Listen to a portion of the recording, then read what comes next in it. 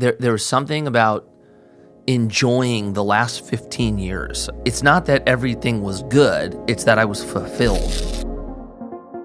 I like skate in there and all this, Mikey Taylor just sold his business, the newest millionaire. Like, and I'm just like, remember feeling inside like, yeah, it was like devastating. It was so awkward. We glamorize entrepreneurship to make it seem like it's just like cold plunges and traveling. It's not. Like, it's brutal. Like, to become a professional athlete, like, you're really talking about like a percent of the 1%. It's not like the people around you weren't great skaters or basketball players. You're surrounded by great people and you're trying to figure out how to become better than them in the sense of business. That's what it takes.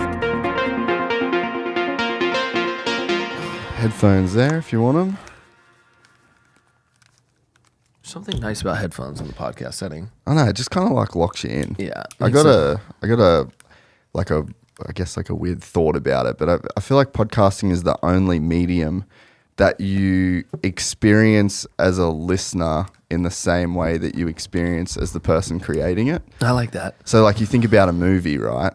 So you see the final product on the camera, but what was on the opposite side of that camera was like 100 people, right. Lighting, there's boom guys, it's like a state, and like it's just in no way, shape or form similar to the experience. And then the people that are making the movie, they're looking back, like what they're seeing the whole time isn't what right.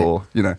So anyway, I think that's one of the reasons people are so drawn to podcasting is because there's just zero distance between the people that created it, the experience that they were having, and then the people that actually listen to the final product. Yeah, what you see is what you get. Yeah. Right? Yeah, that's good. That's good. I never thought of it that way. And I think that the headphones, so that's why it's like even like you're listening to our podcast now, essentially. Right. You know what I mean?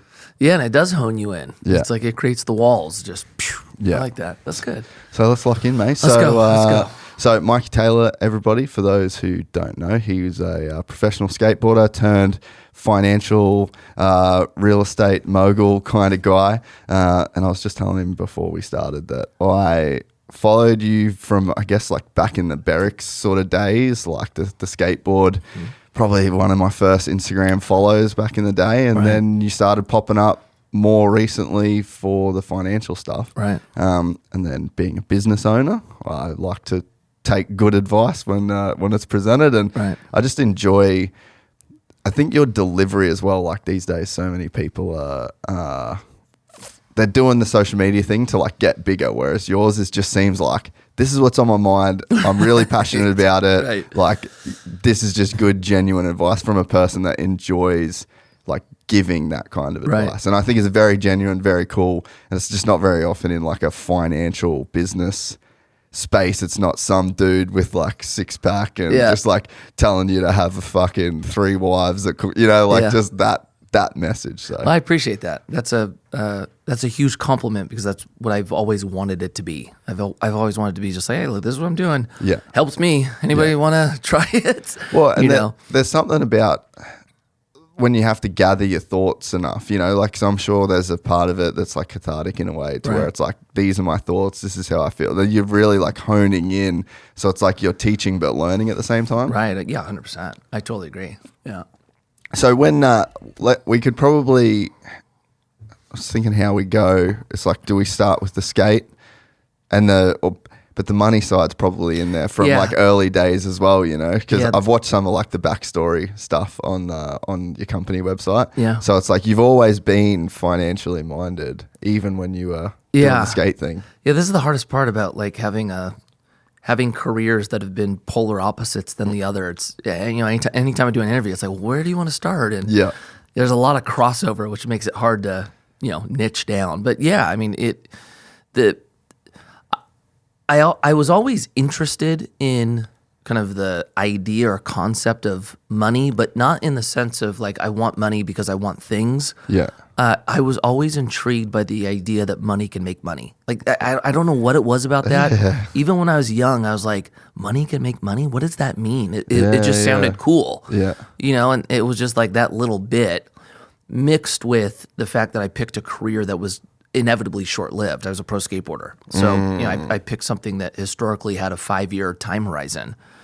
And so that was scary, like it was scary to, not go to college while all my friends were and pick a career that was going to be short-lived, and I was scared of, what my life would look like after that. Yeah. And so I think that fear kind of pushed me, extra time or double time to really pay attention to my finances and learn how they work, so that, I wasn't ruining the rest of my life after pro skateboarding, That's like an interesting mix. It's always, it's like, but it makes sense. Right. Like you lay it out and you're like, oh yeah, that does make sense why he would have got into what he got into from such a young age. Because there's a lot of athlete. I mean, that's the athlete dilemma, right? Is how do you make the money last? It's funny. So my brother does athlete management, and we were talking the other day about athletes making decisions. They want to have the life where they don't work at the end, right? Right. So they try and penny pinch in the moment on stuff that they should be spending money on that like would set them up for the future. It's like it's a very conflicted mindset because just like you said, money makes money, right? Yeah, it's counterintuitive. It's like, I think we're naturally taught to save. Like if you want to do well, don't spend everything you make, which is true. Yeah.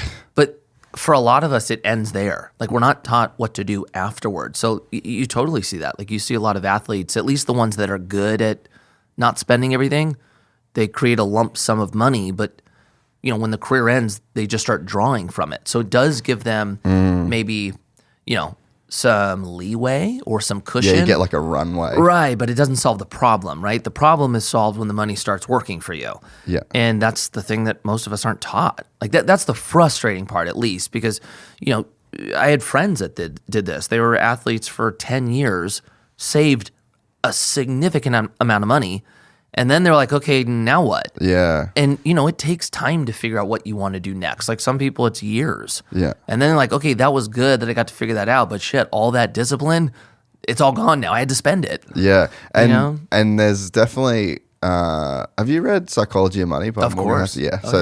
There's one of the interesting concepts from that book is that essentially it's like you got to pay to play. Mm-hmm. So it's like there is a cost of investing. And I think there's like a counterintuitive notion to where it's like you have this lump sum of money in your bank account and you're saving, but you kind of like you have to spend on an investment, and then you have to be prepared for that investment to dip, and you have to be prepared to like hold it. Like there's a long game at play, and it actually costs you money to be an investor. And I think that, and before I read that book, I guess kind of had that old mindset. It's like, okay, you save, you put 60 grand in a stock account and then that stays 60 grand and just gets bigger. Right. It's like, no, that 60 grand next week could be worth 40 grand and then 20 grand. Like that you can go through so many market statistics of like how many times a market's lost more than 20% or more than 40%. And it's like knowing and going into investing, knowing that you've got to spend money to invest is, I think, like a hard point for people to rationalize sometimes. It is. You know what's fascinating? Have you ever heard the idea that teachers are some of the best investors? Have you heard this? No. It's fascinating. It basically, they say that teachers a lot of times outperform the people who are actually studying the market, or like, some of these like DIY investors that pay attention, because teachers just every month they put their money in their, retirement accounts, and it's in a fund and they don't look at it. They just let it sit. Yeah. And so it goes through the corrections, which you're talking about. But, if you look historically, the corrections work their way into becoming, a continual growth over a long period of time, right? You're just, it goes like this, right? They don't touch it. They don't freak out about it. They just keep doing it. And then all of a sudden, they retire and they look like genius investors because the emotion didn't force them to make a bad move and pull out or sell, right? Yeah. Some of us, where we like are too into the weeds, we start making decisions that can actually hinder our investment, almost because we know too much. That's the fascinating part. Like there is this like how would you say it? Naiveness or there is like ignorance is bliss in some regard for investors, where they just don't pay attention to it. They just put it in a fund, and let it grow for 30 years. They do well. Well, I think it's because what's the like S&P return? It's like historical 6%, 8%. Well, like the average since inception is closer to 10. Oh, it's about okay. 10%. Yeah, the reason why people bring it down to 2 or bring it down to 7 or 8 is just because of inflation. So they'll okay. say like the actual return. Yeah, but yeah, it's about 10%. But so I think the psychology comes into play, right? Where you go, okay, so if I just go with the market and don't pay attention to it, then I can make X% return. So if I just know a little bit more and I just, and I'm wheeling and dealing and I'm going there and I pay a little bit more attention, I should then theoretically be able to beat the market. Right. But that's just typically not. Really hard to beat the market. It's like crazy hard. Yeah. And like even by, the best investors only will beat the market by, it's like small percentages. It's not like they're going crazy past it. Right. Yeah, I have so it's interesting because for me, the true path that I've always found to like great wealth is building business. Yeah. That's, where I've made the most money from like a return is always investing in like the business I want to create. And then I've always taken that money and invested it more or less passively, right? Yeah.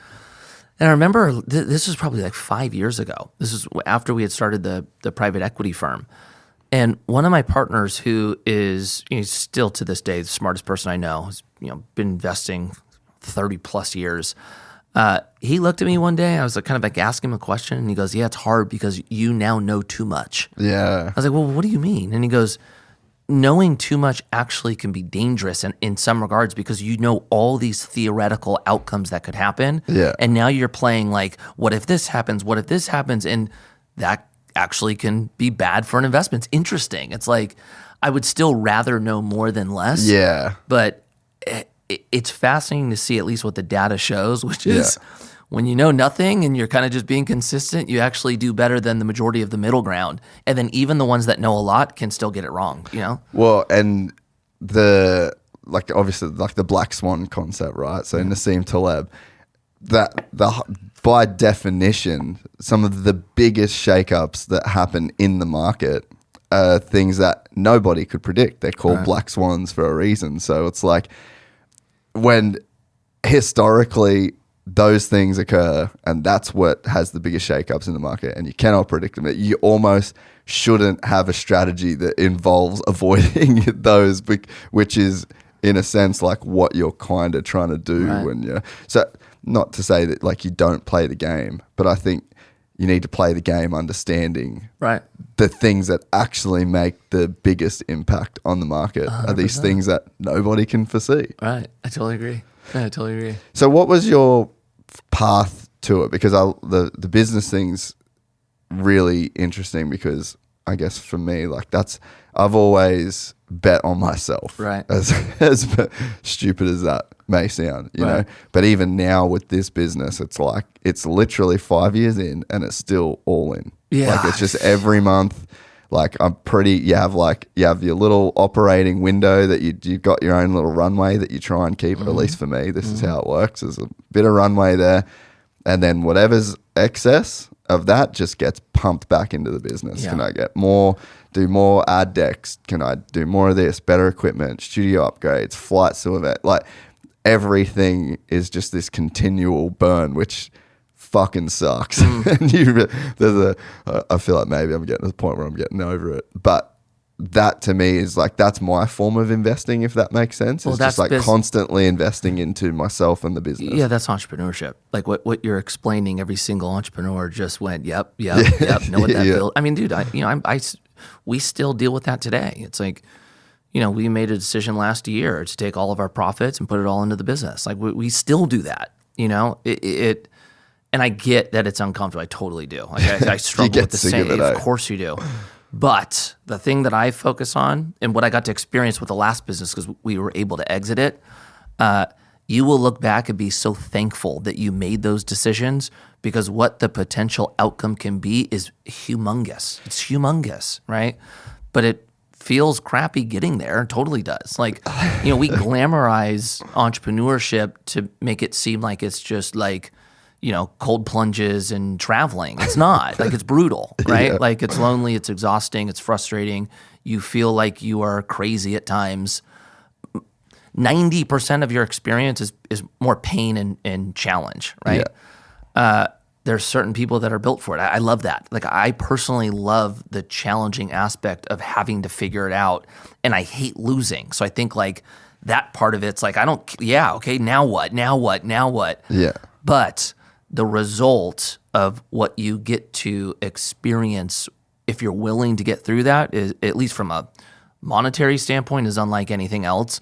And then I also think from a like enjoyment or a fulfillment kind of standpoint, like you watch yourself build resilience and responsibility and discipline going through that fire. You don't experience that very often without challenge in front of you. So I think ultimately you become better all around. Yeah, you kind of have like an athlete mindset, right, in a way. Like, and I think that's why a lot of athletes make really good businessmen in the end. Mick Doohan, like yeah. So he's a full blown G. Like business G. He is in a company called Global Jet, so he's like one of the partners in that. He's got a bunch of other businesses, and bro, he is as savage in business as he was on the track. Right. And I think that there's an element of that you touched on in terms of it's almost like competitive in a sense, but the lifestyle that you live, like I guess an entrepreneur lives, if they're like really doing it right, it's very similar to an athlete. Like you just grind. You just get up. Like you were saying before we even started recording, like, oh yeah, we're just up for a grind next year, you know? And you just know that to get X results, it's just purely just like it's you and the laptop. Right. It's you and the email, and it's in the same way that when you're an athlete, it's like you in the gym or like you in the fucking ramp. Yeah, that's right. It's, for me, like I personally believe that athletes have the ability to become the best entrepreneurs because they possess it's not just the competitiveness. It's like you're talking about a very obsessive personality that's willing to do what most aren't, right? Like to become a professional athlete, like you're really talking about like 1% of the 1%, right? Like it's not like the people around you weren't great skaters or basketball players who picked the sport, right? You're surrounded by great people and you're trying to figure out how to become better than them. It's a gift and a curse, but in the sense of business, that's what it takes. Like you're looking around at everybody else going, okay, what are they selling? How are they doing it? How do I be better than them? The challenge that athletes have, in my perspective, and what we have to overcome is most athletes are individual by nature, right? You're not relying on a team necessarily for you to become the best, right? Like it's a very like self-driven personality. So having to learn how to work with teams, that's an element that I think is hard for us. And then the second thing is figuring out what the next activity is that's going to pull out that savage in somebody, right? Yeah. Like, it was hard for me. I see it with other athletes that call me that are going like, hey, I don't know what to do after my sport, right? You had somebody who understood what they wanted to do. You got the results in that person of just like, I'm here for it and I'm going to go, 110%. And then they have success in it. And then they're looking around going, okay, what do I want to do? And will that thing bring out the monster that got me here? Yeah. That's the hardest thing for athletes. I think there's a challenge with our personality that if we're hooked on something, we are incredible, but it's hard for us to just pick something randomly and say, okay, now be the best. Yeah. I had to grab onto the next thing. Then I became, the all of the skill sets that brought me to success in my past careers came out. But if I wasn't interested in it, I'm useless. It's almost like I'm two different people. Yeah. And I think most athletes are like that. Yeah. So what was the thing that grabbed your attention business-wise that did bring out that? That's a good question. And were you business so I remember hearing you saying that you got into real estate young. So that was one of the first goals that you had. Right. But real estate and business are very different. Totally. And you can be in real estate and it requires a lot of the same skill sets and things, but I think it feels different to the minutia of like running a business. So like, yeah, what grabbed your attention? What did you gravitate towards? When did you go from like real estate to business? Okay. I'm going to answer that question, but I'm going to tell you at least the first time I noticed that there was something about business I enjoyed. I rode for a shoe company called DVS. It's a big skate shoe company. And with that company, I got my first shoe. They'd never had a signature Mikey Taylor, pro model shoe before, which, they told me I was going to have one. And in that experience, for the first time, I got to work with the different verticals or the different teams within that organization that all had to come together to build that product, right? I had to work with the design crew. I had to work with the sales crew. I had to work with the marketing crew. And I loved that process. Like, I loved the idea of like, okay, what do I want the shoe to look like? Okay, here's the sketches. Well, let's tweak. We got to at least a final drawing. Then you get your first samples. And I fell in love with that process. Yeah. So much so that I came up with this whole basically business plan for me to be more than a pro skateboarder for the shoe company DVS. And I set up a meeting with the president and I presented him this idea. Hey, I want to be a pro skateboarder, but I also want to help with, shoe design, and I want to help with the team. And I had this idea that I wanted to be more. And it was him who basically said, he's a close friend of mine still to this day, don't do that. Like, you are tripping. Like, be a skater. Just be a skater. Yeah. And I understand why he said it, but how I interpreted it was, I want to be more than this. You're holding me back, and so I'm going to go find somewhere else that I can do this. Yeah. And it was that conversation that then led to me writing for a new shoe company where they were going to allow me to be more involved with shoe design and clothing design and marketing concepts. And then that led to me starting my first business, which was actually a craft brewery. Yeah. The real estate came before that, but I wasn't actively doing the real estate, right? I was investing passively where I just was trying to get money to work, right? So that was just more here's an asset that can accomplish what at least I'm trying to do on the investing side. Boom, boom, boom, boom, boom, right? Yeah. And just like a sense of security too, I'm sure. 100%. Yeah, 100. It always felt better to me than the stock market because it felt real. Yeah. And then we did St. Archer, which is the craft brewery. That's what it was. Yeah. Yeah. And then which was a huge success, right? We did well with it. Yeah. It was kind of one of those rarities for a startup where, we opened doors and it exploded. It was just like. Yeah. I remember. What year was that? We opened doors in 2012. That's, I remember. Yeah. So 11 years ago. Yeah. And it was straight vertical growth. It was like we couldn't keep up, which is not normal, right? That's an outlier of a company. We ended up selling our business to Miller Coors. And then, man, that would have been a crazy process. It was nuts. You would have learned so much. That was everything because I had it's interesting because all of my experience has been real life experience, at least on the business side. I didn't go to school for it. Yeah. Like, I learned how to design shoes and what goes into selling shoes, and then okay, now we have to start this brewery and we have no money to do it, and okay, what's a business plan? And it was like all of it was learned, right? That was basically our college degree, I guess you could say. When we sold it, I had two other partners, right? My partner Josh and my partner Paul. Paul is still a pro skateboarder to this day and runs a huge clothing brand called Primitive. So he went into that space. My other partner Josh stayed in beverage and has basically a empire of alcohol brands underneath his umbrella. He's crushing it there. And then I went into real estate. But the thing about real estate, I didn't want to just invest in real estate. I wanted to build a business. Yeah. Right. So technically, I started and run a private equity real estate firm.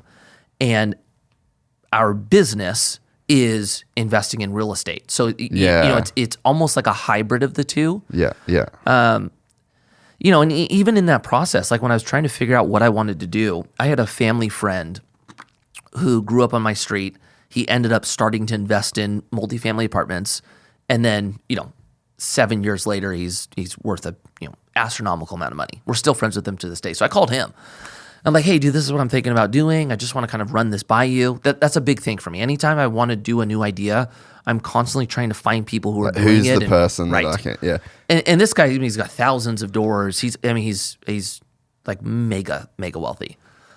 And I was like, hey, dude, I'm thinking about doing multifamily. Like, I want to create a firm. I want to, open up funds. I want to raise capital from investors. And he was like, don't do that. Don't do it. I'm like, why? And he goes, don't bring other people into it. Go do it yourself. You have the money to do this. Go do apartments yourself. Do it like me. No investors, right? And there was something about that I felt like I would be bored doing. Like, it didn't feel exciting enough, and I was concerned that I because I wouldn't be interested, I wouldn't be good. Yeah.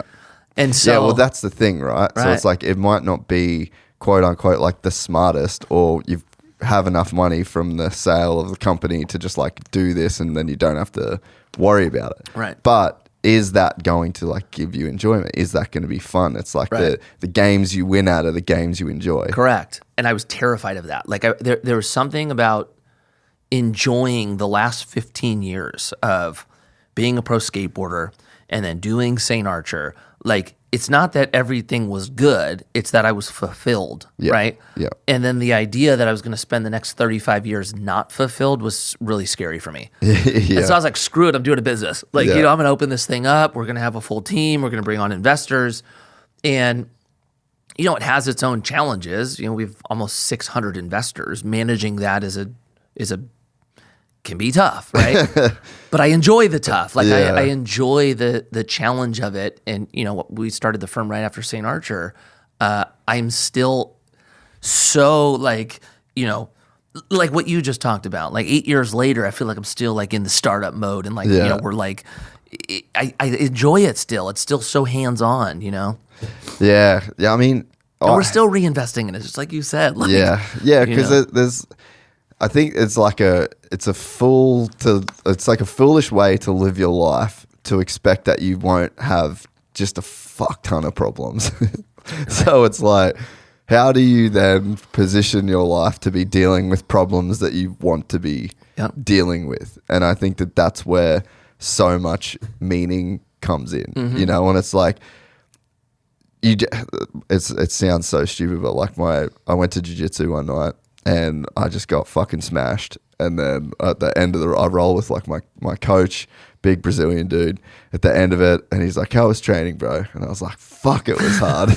Right. And he's like, but did you come here for it to be easy? Right. And it was like such a Mufasa moment where I was just like, I guess that's not the point. Like, and nothing's easy. Right. So it's like, I might as well be doing the hard things in like areas that I want them to be hard. Like 100%. I want to choose the way that I'm pushed and that I have to respond. And I think that's what you're explaining, it's like, I can't, no matter what happens, like if you just retire and you just fully passively invest in real estate, you don't have shit to do, the problems in your life are going to be the dude next door with his blower and people in the, making noise in the street. Like, your problems will just become bullshit problems. Right. So it's like, you've just taken on a life where you're like, okay, I know I have to have problems. Let's have some problems I enjoy.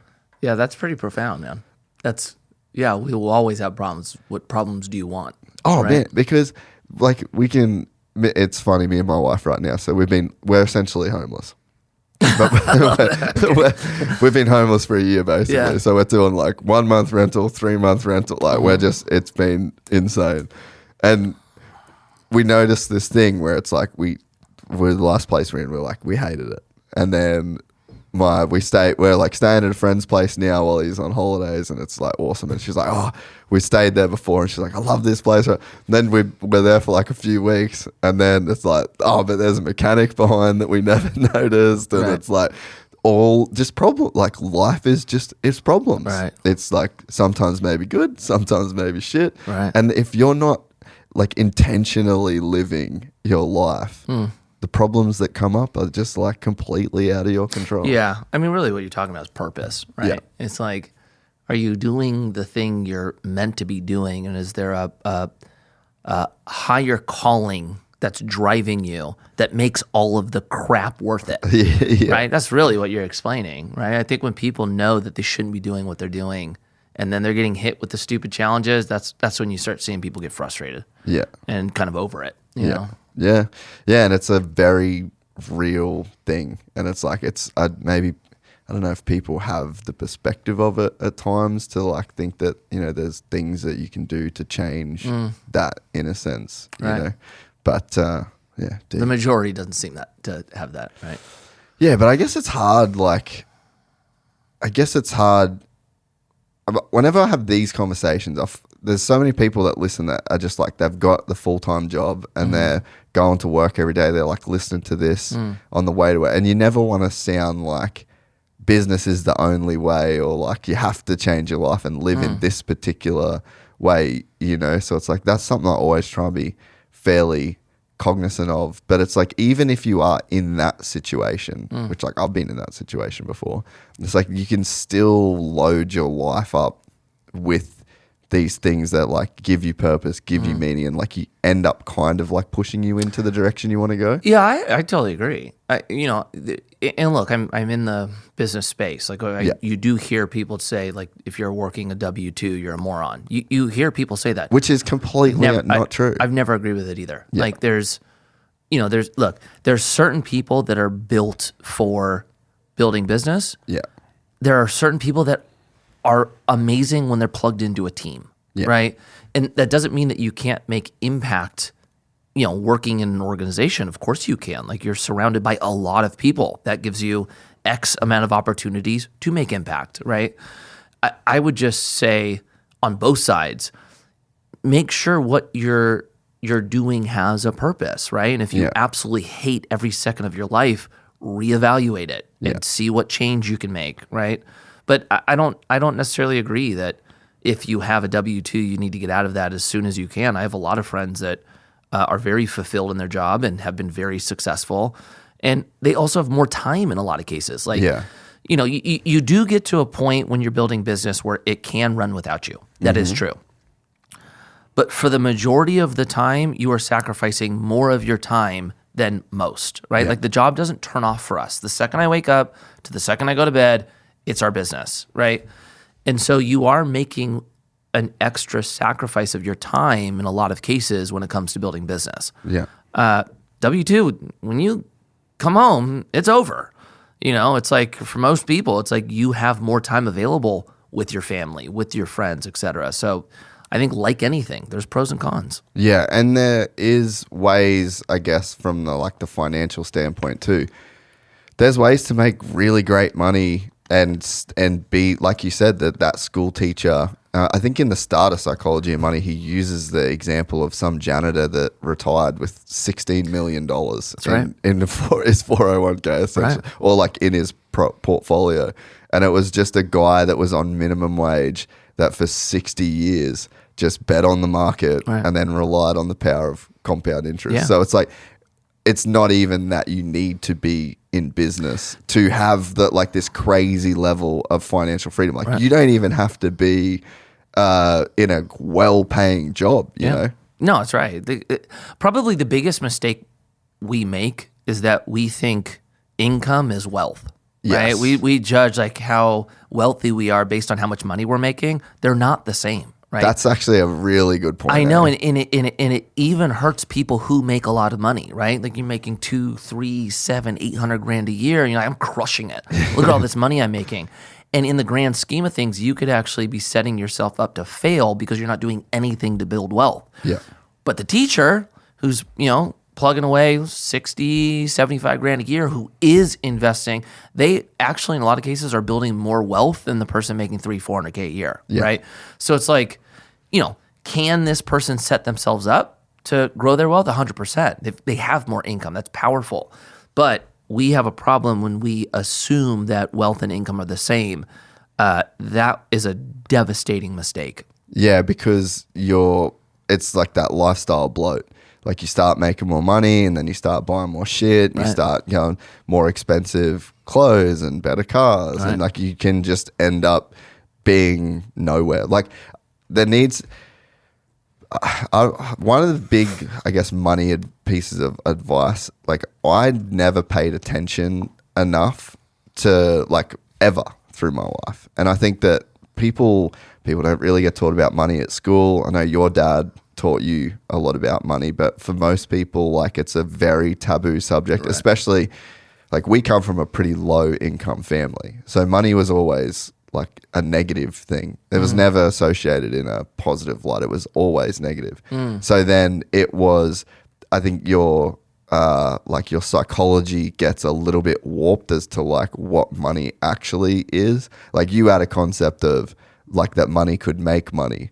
And I had a concept of like, fuck, you know what I mean? So it's like people have these kind of different starting points in life, but generally, like for the majority of people, no matter where your starting point is, like it's just not an open conversation. Right. It's not a focal point of education. I mean, I always like your comments, like the comments that I'll see, no one taught me about this at school.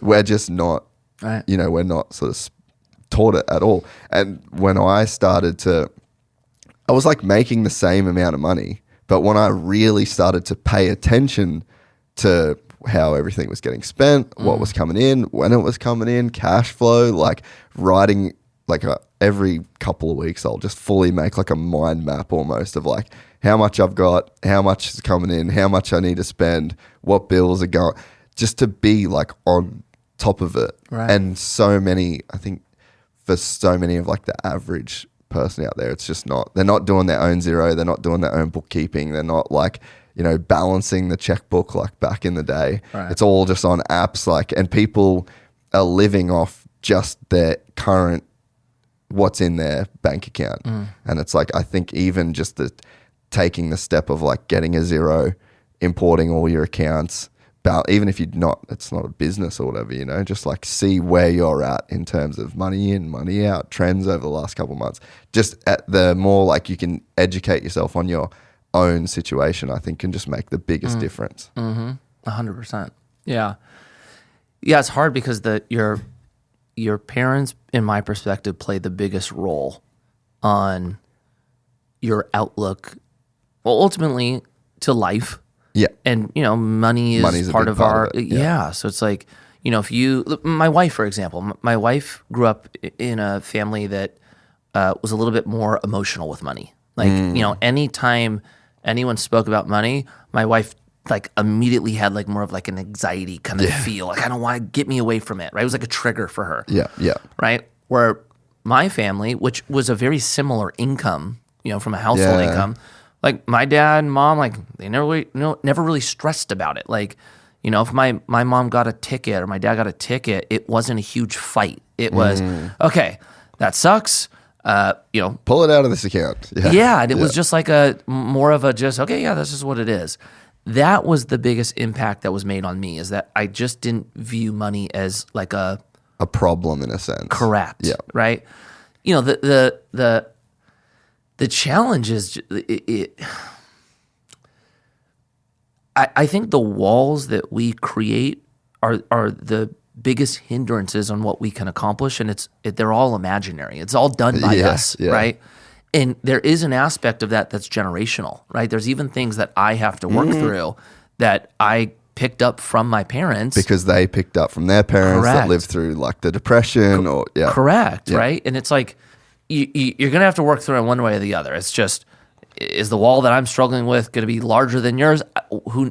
Maybe. That's in some cases true, and not in others, right? Yeah. And so you just have to put yourself in a position where you're going, you know what, I'm going to knock down the walls. Like, I'm recognizing that they're there and I'm going to start working at getting rid of them or going over them or going around them, right? If that is your mindset, you're going to do so much better. The challenge is when you go, there's a wall, I'm done. That's what screws people, right? Yeah, it's so true. So my wife's Russian. Her mum just grew up in the Soviet Union. Like gnarly. Insane to think that's like one generation, you know. Right. And so like my wife before we were married, and she was like working in China, making good money, and her mum would be like sitting in her house in Vladivostok, freezing in winter, and just wouldn't reach out. And Anna's like got money, always sends her money. Like, it's crazy the cultural difference too, like East versus West. Like, she would literally send basically half of her income to her mum every single, no matter what.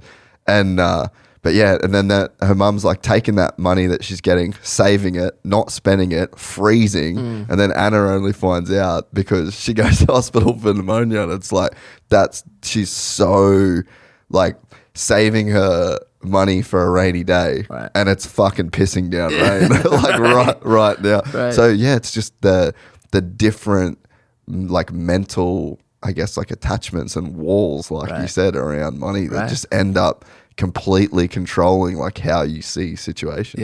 Yeah. And look, there's other, like, you might not have a wall in front of you that makes you feel like you can't go out and earn money, right? But you might be struggling with a parent who worshipped money, right? That's just as bad in my perspective. Like, if you think that by having money, that's what makes you accomplished and respectable and happy, and it's only going to create a different slew of problems, right? It's like, I think we just all have to accept our parents are going to give us some things that are good and some things that are bad.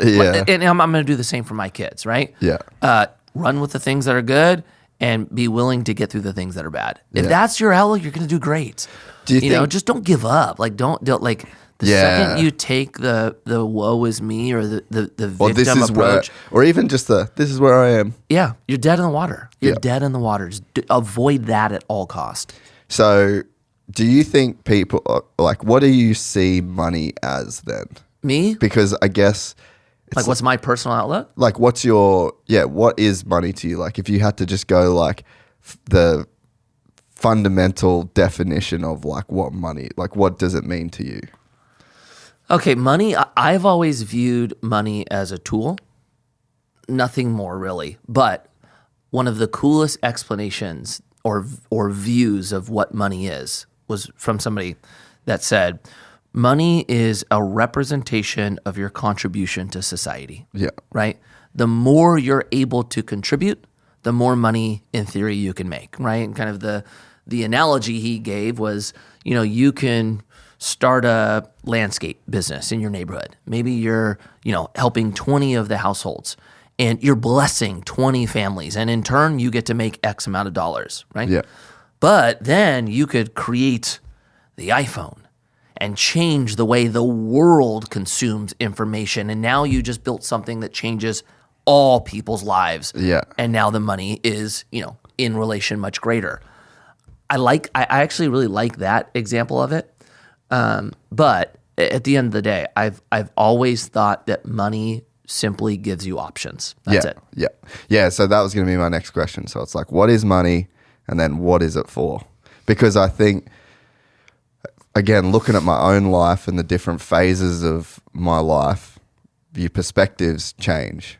And I think that there probably is like a best perspective. Like there is the best idea that we currently have. And then there's ideas that are just progressively worse than that, Right. So it's like, and then, what is it? And then what is it for? Like, you think it gives you options. Yeah. Look, I think there's a point in which you're in survival mode. Yeah. Right. So consider that you're not fighting to just eat one day, right?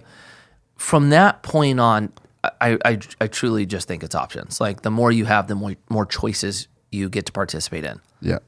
I think that's it. Like, if you have an arsenal of cash, well, you get to choose if you want to go on vacation. You get to choose if you want to go into work. You get to choose if you want to donate. You just have more choices to make. Yeah. Right? But I think the biggest challenge that I've seen with people around me, and then the thing that I've always wanted to avoid personally, I think money is a magnifier. I think money just highlights who you already are. Mm-hmm. And if you struggle with selfishness, you give somebody money, you're only going to see more of that. If you're somebody who has a huge ego or big insecurities, you're just going to see more of that. But on the alternative, if you're somebody who loves giving and love helping, I think you get to see more of that. Yeah. That's a scary thing, right? Like, the idea that money can expose your flaws.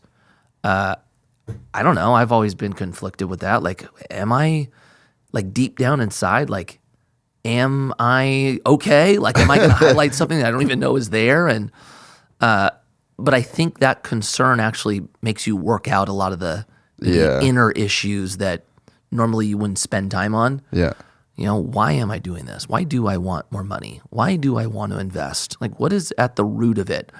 And I think if you get to a point where you're like, I want people to respect me. I want people to think I'm important. I want to be happy. If those are your reasons, you're going to get money, and then you're going to have this, holy crap, why am I still upset? Yeah. Why didn't this fulfill it? It's going to rock your world. Yeah. So I would say work out those issues first, and then find the correct path after. Yeah, that's actually such good advice and such a good perspective. I mean, how many dudes, like even the Post Malone song "Rich and Sad"? Like, right, look, most so many people, most wealthy people we know actually don't have lives that we truly want to emulate. Right, most of them, you know, have broken marriages, broken relationships with kids. Most of them only have things. Right, I don't want that. I want to have a thriving marriage. I want my kids. I want to have a relationship with my kids. I want my kids to thrive. Like, you know, I want friends that I don't have to worry if they're only friends with me because I have things. Like, I want real ones, you know? And unfortunately, we just don't have a lot of good examples of what it truly looks like to be successful in all aspects, right? Like, finance isn't the only aspect to be successful in. There's a whole slew of them, right? And usually the examples we have of the people that succeed with money are only succeeding in that one space. Yeah. That's very, very true. Yeah. And there's always a thing that happens that I've personally seen where they'll make money and they'll like buy all the shit and they'll do all like the money things that you're supposed to do when you make a heap of money, only to realize that now they just hang out with people that have more shit than they do, right, more money than that. Like, there's just always a bigger fish, right? And it's like I would always say to people, like, I just know all of the most successful, wealthy people that, like, the dudes in my life that I know, where it's like they clocked the game, like right, they won the game of life. They all end up on a farm, on a tractor, mowing the grass, right, you know? Right. And it's like, to begin the game, like knowing what the end goal is. And it's just like, they're just all old dudes sitting on a tractor, like mowing around their avocado trees. Right. And it's like, that's pretty sick. And there's Right. no, there might be a Ferrari in the shed or whatever, but it's just like, there's not, the life that they live isn't about like the accumulation of things. And Right. it's like, even you spend $200 million on a yacht, it ain't even going to be the best fucking yacht, Right. you know? Right. It's such an infinite game. Like, to be the guy that wins that game, Yeah. it's like literally one dude on the world. Like, your odds aren't that good. Yeah, but I think that's the thing. Like, if you're trying to be the guy, even if you're able to accomplish it, it will be for a short amount of time. Right? Yes. Like, I don't know. I think, you know, it's interesting because maybe this is just popping up in my head, but Andrew Tate video popped up on my TikTok. Yeah. Right? And he was basically talking about this idea that, you know, men should thrive to be successful because then they're going to basically be able to have more options of who they're going to date and marry, right? It's kind of, you know, painting it out through the picture of like, you want to be responsible so that like a girl actually thinks you're valuable, right? Yeah. And look, there's a part of that, you know, I think he's correct in, but it's not, I don't think it's the success part. I think, like, you know, when, you know, something that like my wife and I used to always talk about when I was younger is like, she wanted to see that when I was young, I was making the steps of wanting to become better, taking on more responsibility. It's like, I didn't have to be a multi-millionaire for her to go, you're finally worth it. Yeah. It was like she just wanted to see that I was going to be able to be the guy who, you know, she could count on for having to, you know, if I lead the family or make this, you know, it's like, I think it's just looking at the qualities of somebody and seeing if somebody wants to improve versus if you have money, you get chicks. Yeah. I'm not sold on that, actually. Like, you'll get hot girls, but that's not enough for me. Like, I think you want substance there, and having money doesn't equal substance in a partner. Well, and also options is kind of what you don't want. Like too many options. Yeah, It like can be dangerous. yeah, like you kind of don't want options, Right. Like, and it's one of the weird.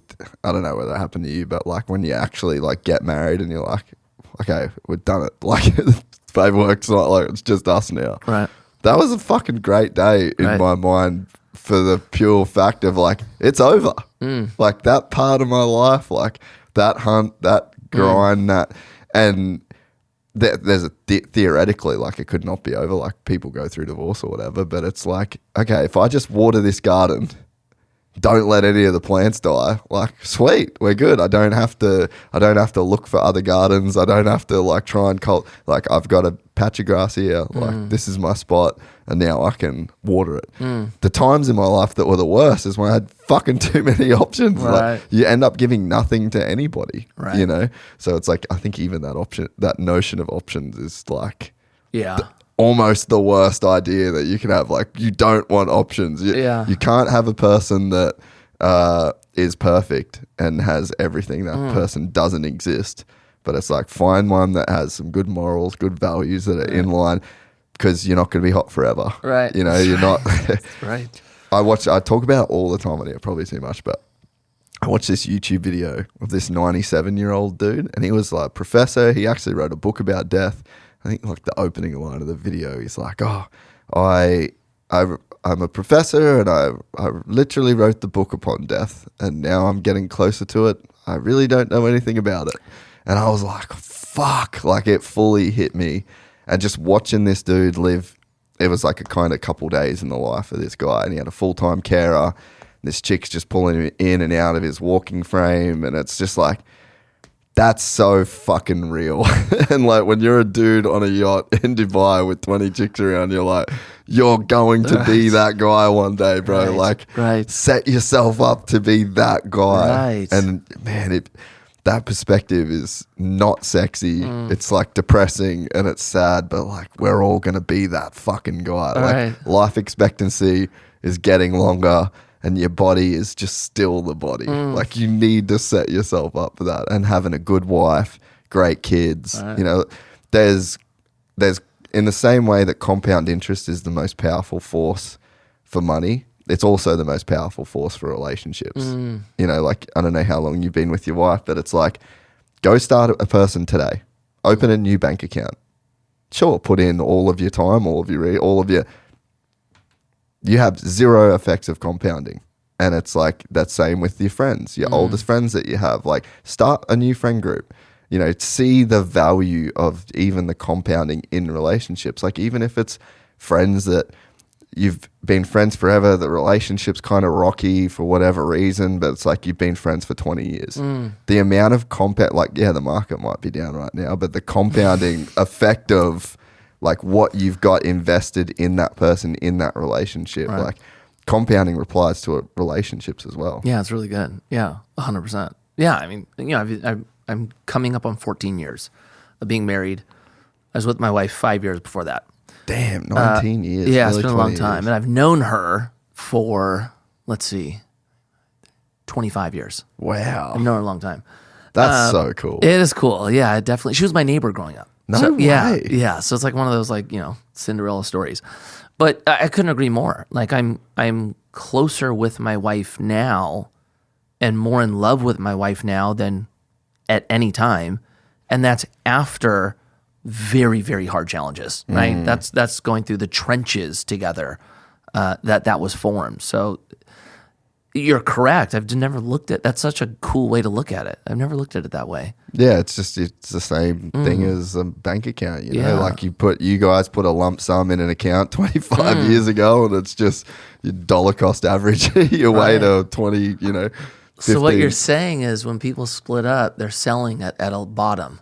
Yeah, well, yeah, because the market can still go. Right. The market can go down. Dude, I think, man, me and my wife haven't even been married a year, and I'm like, fuck, where it goes down, it goes up, it goes down. Like, that's the nature of like life 100%. And relationships. And I was definitely the guy like before in previous like long-term relationships, like living with a person. It's like, yeah, you have one fight and you're halfway out the door, you know, like you just look because you think that someone's better, something's, and it's like, no, bro, like there's just, you need to build over time with people, and that's not taught in a big way either. You know, I like that. I think it's funny you mentioned like Andrew Tate and the whole social media thing.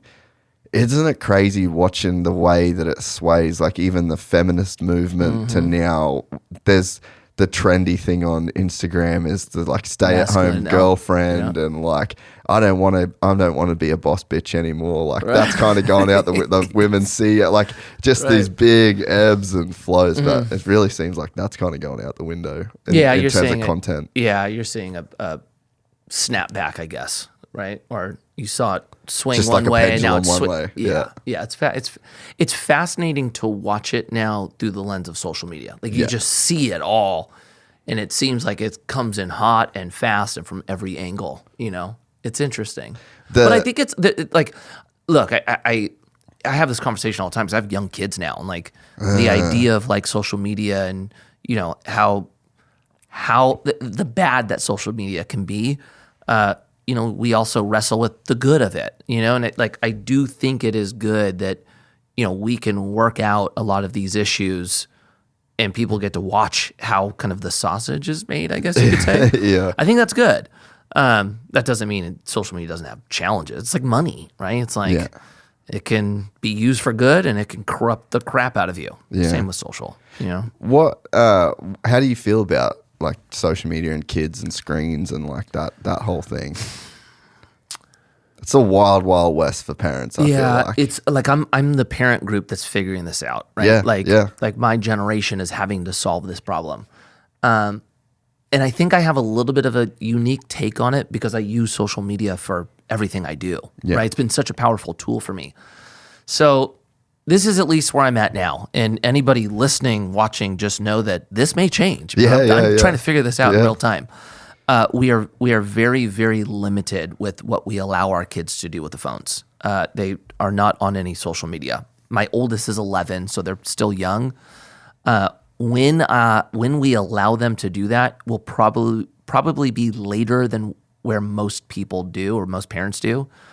But I am, and my wife, we are attempting to teach them skill sets that they can then apply to social media to use it for whether they want to build a business or whatever they want to do. I'm just trying to do it behind the scenes of actually using social media. So like, you know, an example of it would be, I really want to get to the point where we're creating like a Etsy store, we're creating some type of store that they can then sell product through, right? Yep. But before that, we've been doing kind of a real life example. Okay, girls, what product do you guys like? Oh, we like doing these, you know, garland balls. Okay, let's order a bunch of felt and let's build these garland balls. Let's package it. Let's shoot photos, right? And let's go to a farmer's market and sell it. So we're going through that experience. So at least they can have the physical concept of what it takes to have an idea, create something, and then sell it, right? Yeah. Then mixed with, like, I'm trying to create videos with the kids that we are not putting on social media. Yeah. But I want them to get used to the experience. Creating content, right? Yeah. And then there will be a time where we bring it all together and go, all right, girls, we're going to create a store. This store is the digital example of what we did in real life. All right, Scarlett, Amelia, you know how we make these videos of storytelling. Okay, now we're going to create those and we're going to use it to sell the product, right? I am just not sold yet on what age that is. I don't know yet, you know? Like, as of right now, is it 12, 13, 14, 15? For us, no. It's too young for us. Yeah. But do I want them to completely avoid social media? No. I believe that their generation will only use it. Like the idea, like it's interesting. I think about this all the time. Right now, you can get away with business without social media. Like there's a small time when you can do that now, right? But the generations that are going to come, right? Gen Z, Alpha, they're not like my generation, right? They didn't grow up and then all of a sudden social media was introduced to them. They grew up in social media. They are content creators by birth, right?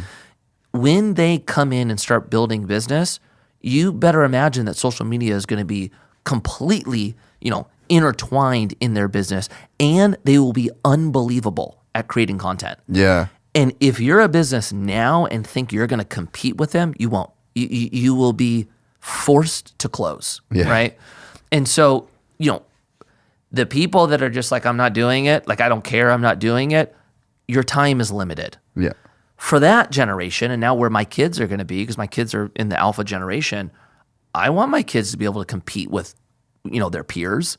Like, if my girls want to start a business, like, they better have the tools and skill sets to compete. Yeah. And that's going to be a big part of it. So I'm not going to neglect it.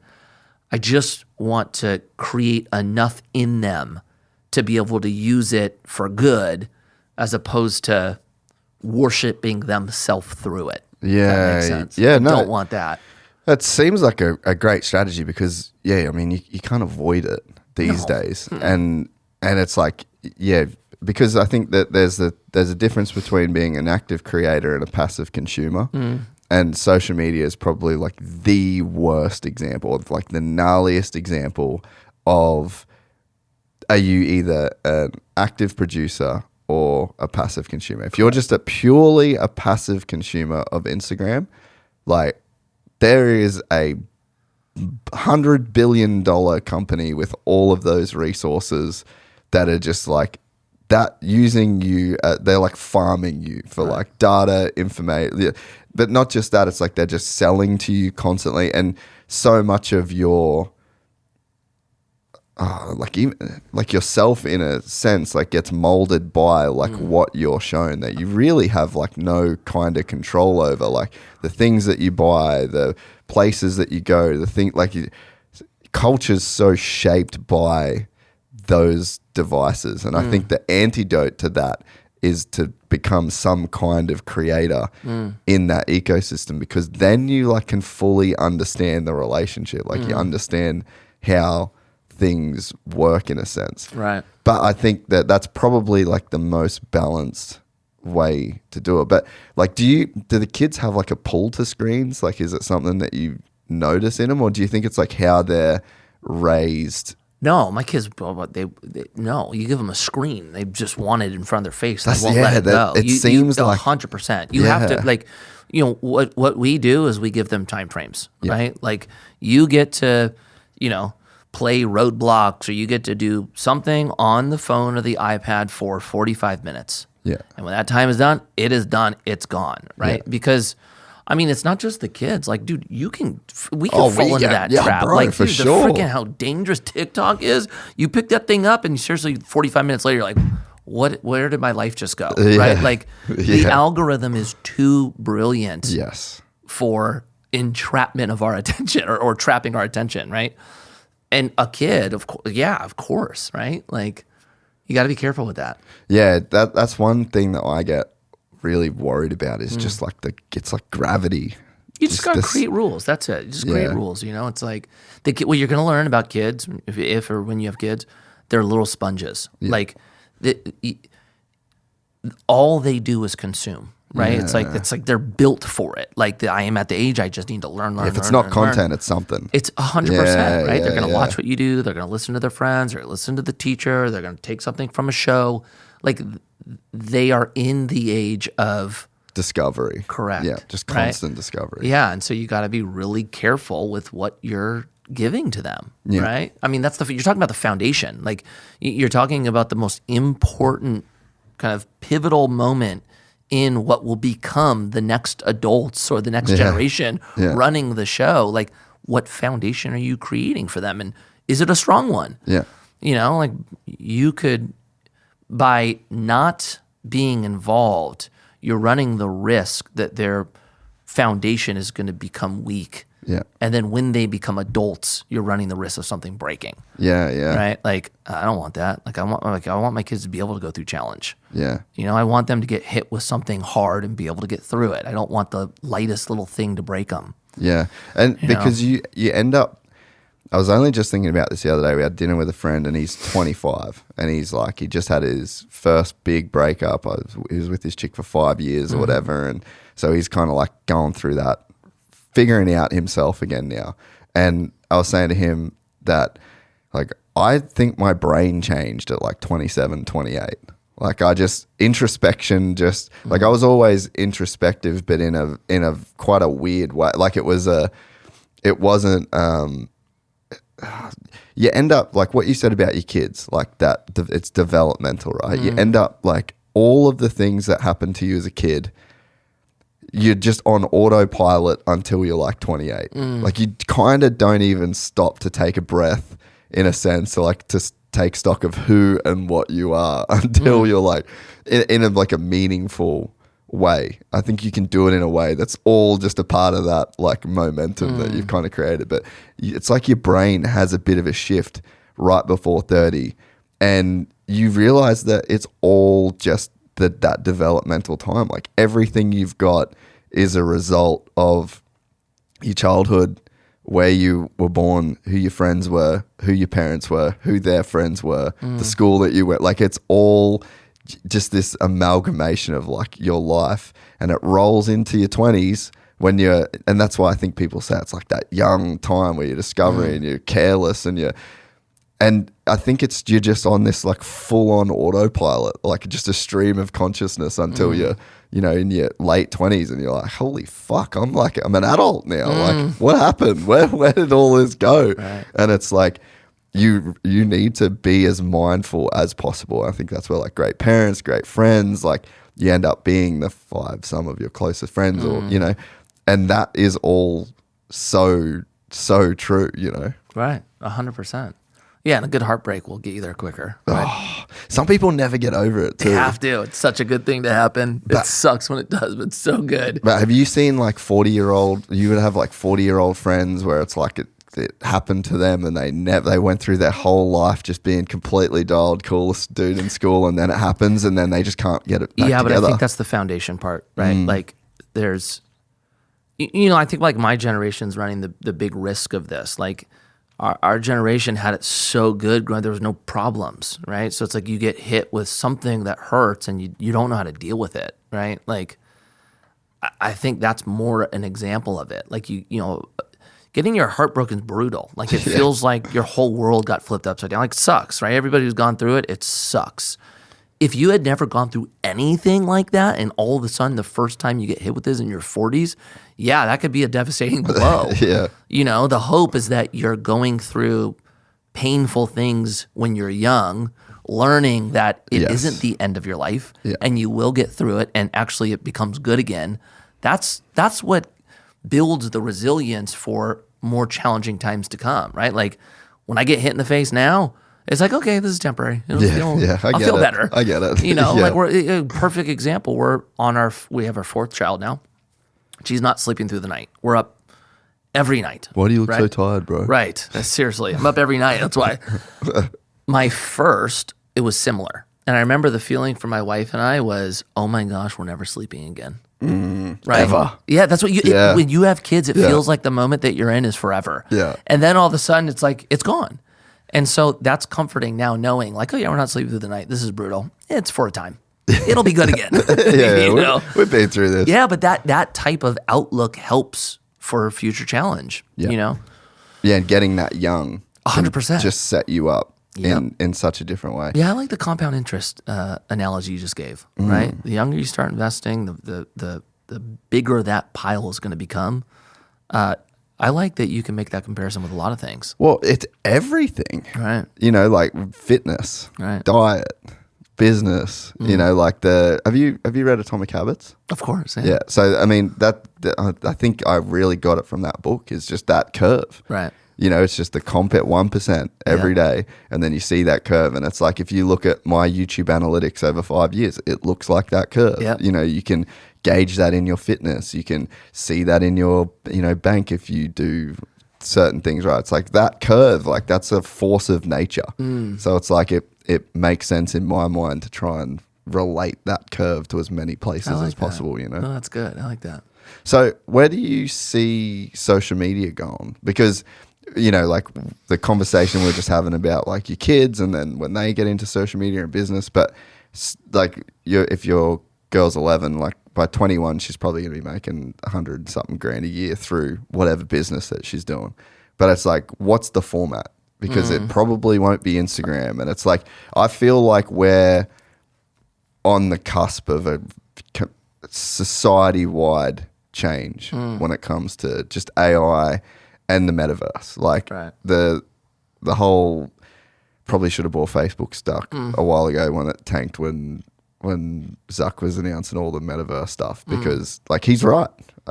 I don't see any way in which he's not right. He might not be right now, but man, I can tell you that we will just be living in some kind of fucking metaverse. You know? Being early can be bad, right? Too early. Yeah, like I'll answer the question, but is Zuckerberg right about the idea? Yeah, yes. I think so, yes. Is Zuckerberg the person that's going to create that? In my perspective, no. Zuckerberg's I don't view as a creator. But what does social look like?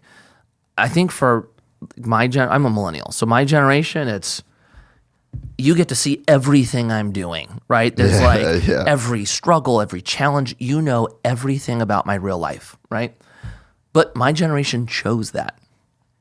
If you look at Gen Z, right, we were talking about like they grew up in this. Gen Z didn't choose that. And part of me thinks that they're going to be the generation that kind of snaps back and wants some separation between their real life and what you see on social media. I feel like I'm in that boat, right? Like pretty heavily. Okay, how old are you? I'm 41. So you're only just I'm 35. So you're only a few years older. Yep. But I feel like I'm in that where it's like I'm very, like, it's weird to say, like I'm extremely public, but like I don't really post my life much at all. My stories, I try and have like a fair bit of distance from it. So I feel like, you're right. You can see that. But you can definitely see how like with like the millennial generation that ran with it, like people who follow you, for a lot of people, they know everything about you and you'd never met them, right? Yeah. I think Gen Z, you're going to see a change. And I think with Alpha, it's going to be radically different. I think they're going to have like kind of what you were referring to. They're going to have a digital personality that's going to be very different than their real life. It's going to be more of the like, I think it will be more of like a metaverse type of reality where you've got your avatar, right? And that avatar is what everyone sees in the digital space. And that will be used to do maybe a lot of stuff we're doing now, right? Creating content, value, entertainment, selling stuff. But like the real life version, I don't think is going to look like the digital version. Yeah. I think there's going to be more of a separation between the two, like I'd a plug in, plug out, you know? Yeah. Yeah, that's super interesting actually. Because I don't know how I guess I don't know what your experience is with it, but I feel like right now I have two lives in a sense. You know, like there's a person that I can be where I can live in my phone and live on my YouTube analytics and live in my YouTube comments and like just live on platforms. And I can interact with people on there and I can post stories and I can share and I can like the content that lives there, and it's like very curated and it's very like we produce our content, you know, and then I'll see people in the real world that know that person. And then I be that person. And it's very close to like, I'd say who I actually am. But in terms of like what people know, what people see, that sort of thing, it's like very separate. But yeah, you can kind of see like, oh, I'm this guy. And then I'm like, like people listen to me, they know the way I talk, they know. Right. So they'll have a comment, like it ends up kind of being like this in a way.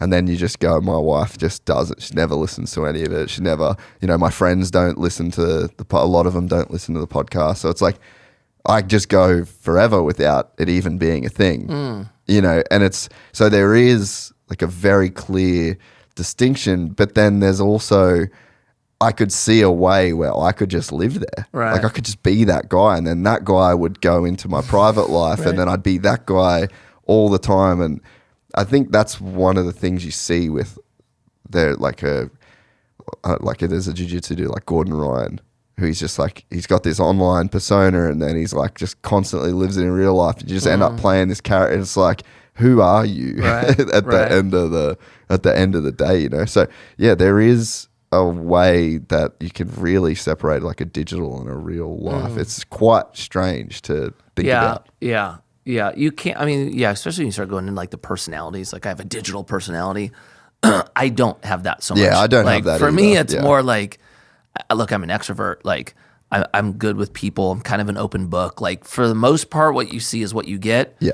But there's definitely certain things that you don't see. Like, you know, well, just that you, like, people see you stood up straight, you know, like even the visuals of it. Right. And people don't see you, like, slouching at home over a coffee like with fucking avocado on your face. Yeah, they don't see like the tired you who's like, you know, like the kids say something, you're snapping, you're like, gosh, I should have done. They don't see that. Yeah. They don't see the flaws as much. Yeah. Right. Yeah, it's going to be interesting. It'll be interesting. But I wonder, I just wonder where do the kids just live in that space? Like, because the thing that brings it to mind in terms of just right now is like the people that play fucking Call of Duty for 20 hours a day and people that are Fortnite and World of Warcraft and like dudes that are like making, like think about a Minecraft guy, right? I don't know. Do you know much about Minecraft? Yeah. I don't play it, but I know it. Yeah. So there's guys that there'll be like 14-year-olds that build these Minecraft servers that they can sell for like 300, 400, 500 grand, like just multi-millionaire kids off Minecraft. And then it's like to do that, you've got your headset on and you're just like in your room, plugged in 20 hours a day, and you're just getting Uber Eats and you're just in. And then your friends are online. And you don't really have any, like the real world, you've got more going on your online self than you do in the real world. And, you know, then it just becomes, you've just got this like super inconvenient meat suit that you've got to like shower and has to piss and shit. And you got to stuff it full of food. So there's already people that choose to live pretty digitally, you know, or then there's people that they choose to have this like crazy online persona that like their whole life is Instagram stories. And so there is such a way already that people can live online. And it's like, we just don't have the tech to make it a fully immersive experience. Like think about when you can, it's like VR, but there's like a way, there's some porn company will make something you can put on your dick. Right. That like, you don't even have to like it. And what you're seeing, it's like all gets it's over at that point. You know, like think about a society where like you don't even have to have sex in the real world. I know. And we're not that far away. And that's the scary part. We are not that far away. And that feels like to... Yeah, like Black Mirror and Ready Player One. You're like, dang, that was... Okay, they were like... The Matrix? Yeah, that's right. You know? Right. Yeah, that's right. And, you know, you talk about like Black Swan events. You're just like, who knows what happens? Right. Like what happens after when we... get to that point, like who's going to sweep the roads? You wonder, I guess you talk about like the pendulum swings.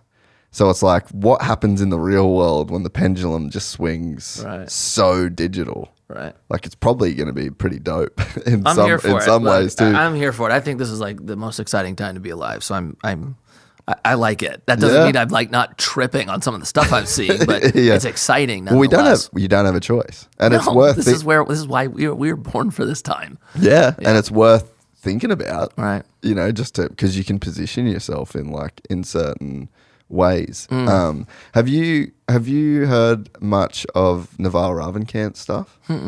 Oh, dude, I haven't. How far did you drive home? About an hour 15. Oh, okay. All right. Well, you can get halfway through this podcast. He's an Indian immigrant to America, and like angel investor kind of guy. He's like tech dude. Now he's worth $1 squillion, and he gives away everything for free, like from a knowledge front. But what's his name? Naval. If you just go to Spotify and type in Naval. Sick. Dude, it's one of the most, it's literally the best 3-hour podcast I've ever listened to in my life. All right. He did this tweet storm called How to Be Rich. Storm, I like that. Naval. Yeah. Does it come up? Ravikant? Yeah. And it's like How to Be Rich every episode. Should be like 3 hours. Okay. No, I'm going to plug in. All right. So, but anyway, he talks a lot in that about, I guess, like the transitions of what made people wealthy over, I guess, like the modern era, especially like the US economy. And then now, like he talks about most of the fortunes now being made in media. Oh yeah. Basically, just like zero cost of. Oh yeah, I've seen this. Okay, yeah, I did. I know who this is. He did a Joe Rogan interview. Yes, yeah, years ago. Got it. So yeah, that 3 hours. I mean, it's going to be a lot of stuff that you. Whatever. I love hearing people explain it differently, right? But yeah, so like I guess even the way that he talks about like media and the advantages that people have that are like creating content and media these days, just purely based on just like zero cost of replication. Right. So like we do this 3 hours, it's done, it goes on the internet and it gets cut a million different ways, it gets posted a million different like for the same product the same physical 3 hours every single time. There's no real ceiling on like how many times it can be viewed, how much money that's it good. can. So he talks a lot about that, and I think that's one of the super interesting things about social media, and maybe like culturally why it's so interesting is because it's just made so many new people rich. Right. Oh, 100%, in a way that 100%. it's like we haven't really seen that before, you know? No, I think we're scratching the surface on that regard. Even with like what TikTok's doing with their TikTok shops and trying to turn the platform into Amazon, that to have creators be entrepreneurs without having to do any of the actual management of product, that's a game changer. So what are TikTok doing there? So basically, like if you sell, you know what a 3PL is? Yeah. Or actually skip a 3PL. Basically, like there's a lot of these like print on demand type of places, right? Yeah. Like you want your merch, you don't have to make it, you don't have to produce it, send it out. The second somebody buys a sample shirt off your website, that links over to the manufacturer. They make it within a day, they send it out the next day, and you get your royalty. Yeah. Right? Yeah.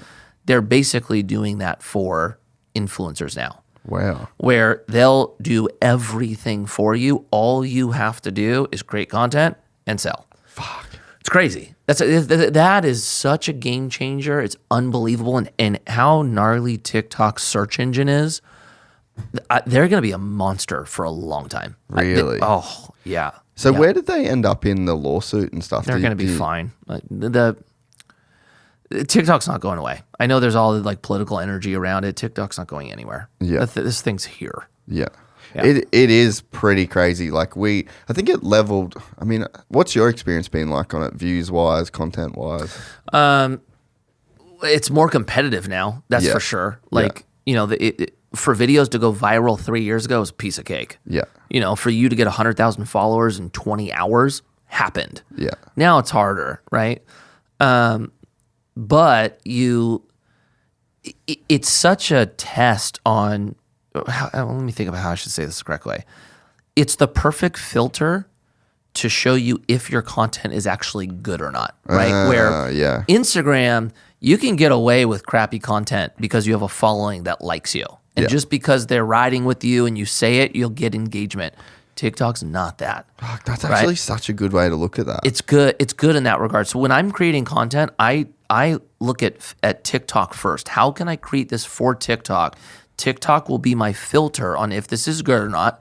And then you can handpick the stuff that performs because you don't have a biased audience judging it first. It's almost like Facebook ad testing. It's exactly what it is, but organic, right? Yeah, with content. So like you get a video that goes viral on TikTok, it's going viral on any platform I post it on. That's so true. Yep. So I like it for that regard. Okay. That's an interesting take. I like that. Yeah, but like they're not there on because your audience isn't as loyal as somewhere like Instagram. Selling on TikTok is harder. Yeah. Right. So it's like you use them hand in hand. Like if I'm gonna post like that, I have a new investment, and like I'm want to open it up to some of my followers.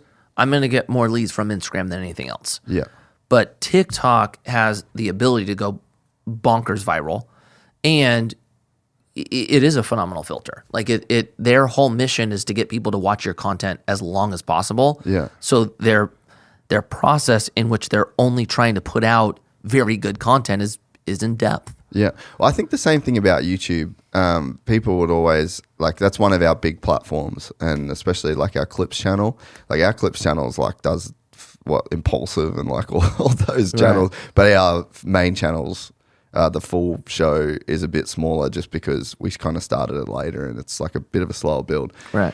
But I would tell people all the time, they're like, oh, what's the secret to blowing up on YouTube? And I'm like, make shit people want to watch. Right. YouTube is your 50-50 business partner. Right. Like every check I get from YouTube, YouTube has made half that again and then they keep it. Right. So it's like they're incentivized for people to watch your content. You just have to make good shit that people want to watch. Right. It's really not that hard. And there's a bit of a thumbnail formula and a bit of a title formula and some SEO games you can play, but that's it. I just gave everyone the YouTube secret in like 1 minute, you know. Make good content. And I think that when you think about it as YouTube's your business partner, like they want you to succeed. There's no, the YouTube algorithm isn't trying to punish you. They're trying to help you. And if they can't help you, like you can't be saved. Right. Like you got to do something different. That's good. You know, and it's kind of what you're saying with TikTok. That's good. That's really good. We had videos go fucking dumb viral a couple of years ago on TikTok. Like it was in 10 million, 10 million, 10 million, 10, and then it sort of just dried up. Yeah, it's harder now. It's definitely harder now. Yeah. To pop 1 million is tough now. We just don't. It's always been the platform, like we do everything for Instagram basically, and then all the Instagram content just goes onto TikTok as like secondary. We don't reply to comment. We literally do zero best practice. Maybe I should fix that. Yeah, I go TikTok first. That's like the center. I post on TikTok and then it goes everywhere after that. Reels, Shorts, X, all of them. Yeah. How are you finding X/new Twitter?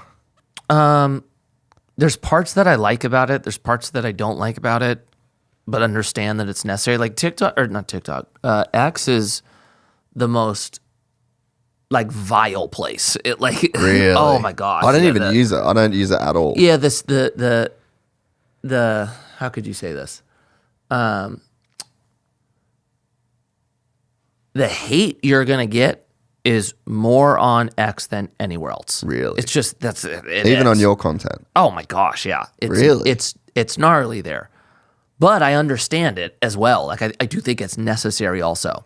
I stopped using it completely. So I was using it, oh gosh, really before Instagram. Built up my following at that point. When Instagram hit, especially back then as a skateboarder, everything was more visual. So we basically all abandoned Twitter. And then I started using Twitter again once Elon bought it. Yeah. And it's hard because that's the one platform I didn't transition. Like I've transitioned to all my other platforms except for that. So now I'm like, the majority of people followed me as a skater, and now 8 years after my career ended, I'm now getting people caught back up. So I'm wrestling with that one. But what I do like about what he's doing, he's, in my belief, creating a platform that incentivizes or will incentivize a creator more than anyone else. Yeah, okay. I like that. One example of it is when you get a subscriber, right? You get their information now. Oh. Where, on Instagram, like if somebody, let's say... So like the email and shit. You get their info. So like if your Instagram account goes away, you didn't just lose your entire customer base. Like it's almost like what you have to do outside of Instagram is have your funnels, and then you have your opt-ins, and then you run your community on the other end, and then your target marketing. All of that in theory can get done on X. Can go away. Oh yeah. You know what I'm saying? Because then it can all be done through the platform. I like that he's doing that. Like I like that he's pushing the barriers there. Will it succeed? We'll see. I mean, he's going through a mess, as you know. Heavy. So we'll see. Yeah. But I do post there. It's more of a I think what he's doing is important. So I want to support him, but that's my least favorite platform. I love that. Yeah. I'm just going to piss real quick. Yeah, go ahead. What did you think of his go fuck yourself? I like he loved it. Okay, so look, I'm a big Elon fan. I always have been. Yeah. I think he's as real as it gets. There's something really cool to me to watch somebody that's like not playing any of the games. It's just, this is what it is. I like that. Yeah. It's so like the balls on that guy. It's crazy. Psycho. Yeah. It's psycho. But I mean, dude, I watched it 4 million times. Like, Yeah. you know what I'm saying? I think the thing about Elon, I think Elon is so important for this time. Like, that's not saying that, I think he's perfect. There's actually a lot of things I disagree with Elon on. But I think he's very important in this time of just what he's attempting to do, how he communicates it for good or for bad. I think it's important. Yeah. I don't like the Neuralink stuff, the Mars stuff. Like I'm totally different view on, you know. But I think he's the greatest entrepreneur that we've ever seen. Yeah. I think he's, when we lost Steve Jobs, like he's the next iteration of it. Yeah. I love that, I like his view on open source. I like that it seems like what he is attempting to do is always make the total civilization better. Yeah, it's just all net positive. I like that a lot, So we'll see. Yeah. Yeah, we'll see. It was. And you know what else I like? I think he's funny. Like most billionaire dudes like him are stale. I think he's funny. Like he kind of is like the true like Iron Man. You know? Yeah. I'm a huge fan. I think it was so interesting to watch, so it's interesting to watch New York Times, like that whole, from the jump, that guy was just like, his position was known. Like, this is what I want to press you on. Are you too powerful as a person? Which, it's like that's like a left-leaning publication, you'd say, like the New York Times, right? And it's like, that's supposed to be the liberal, free. Like, by asking the richest man in the world, are you too powerful? Have you got too much money? It's like that one question in itself literally undermines everything that the country's built on. And it actually goes against everything that side of the political spectrum is supposed to kind of advocate for, Yeah. And it's like, it was so strange to me to just watch someone be completely like partisan in their like their questioning, and just so positioned and so angled. And it's like, hey, we build the best cars. Our internet is great. Like this is the free market at work. This is literally what this entire country was founded on, and this free market of ideas, and like you said, open source. Is letting the other biggest companies use the superchargers because they're current. Like, if you look at the actions and the way that the dude moves, it's like, here's a very genuine, like a genuine leader, and it's like. The way I can't see how they don't get the hypocrisy, and like how the things they ask and the stories they run and the positions they take. I'm like, you're literally undermining everything that you say that you're for, and people are fucking over it. And Elon's leaning into that. Yeah, I agree. I don't. Look, I think both parties are going through a identity crisis. Yeah, they are. Yeah, and that's just the one you're seeing on the liberal side is a lot of the things that, the JFK style liberal stood for is different, or appears to be different than what a lot of at least the ones speaking the liberal kind of side now, they seem like they're at odds with one another.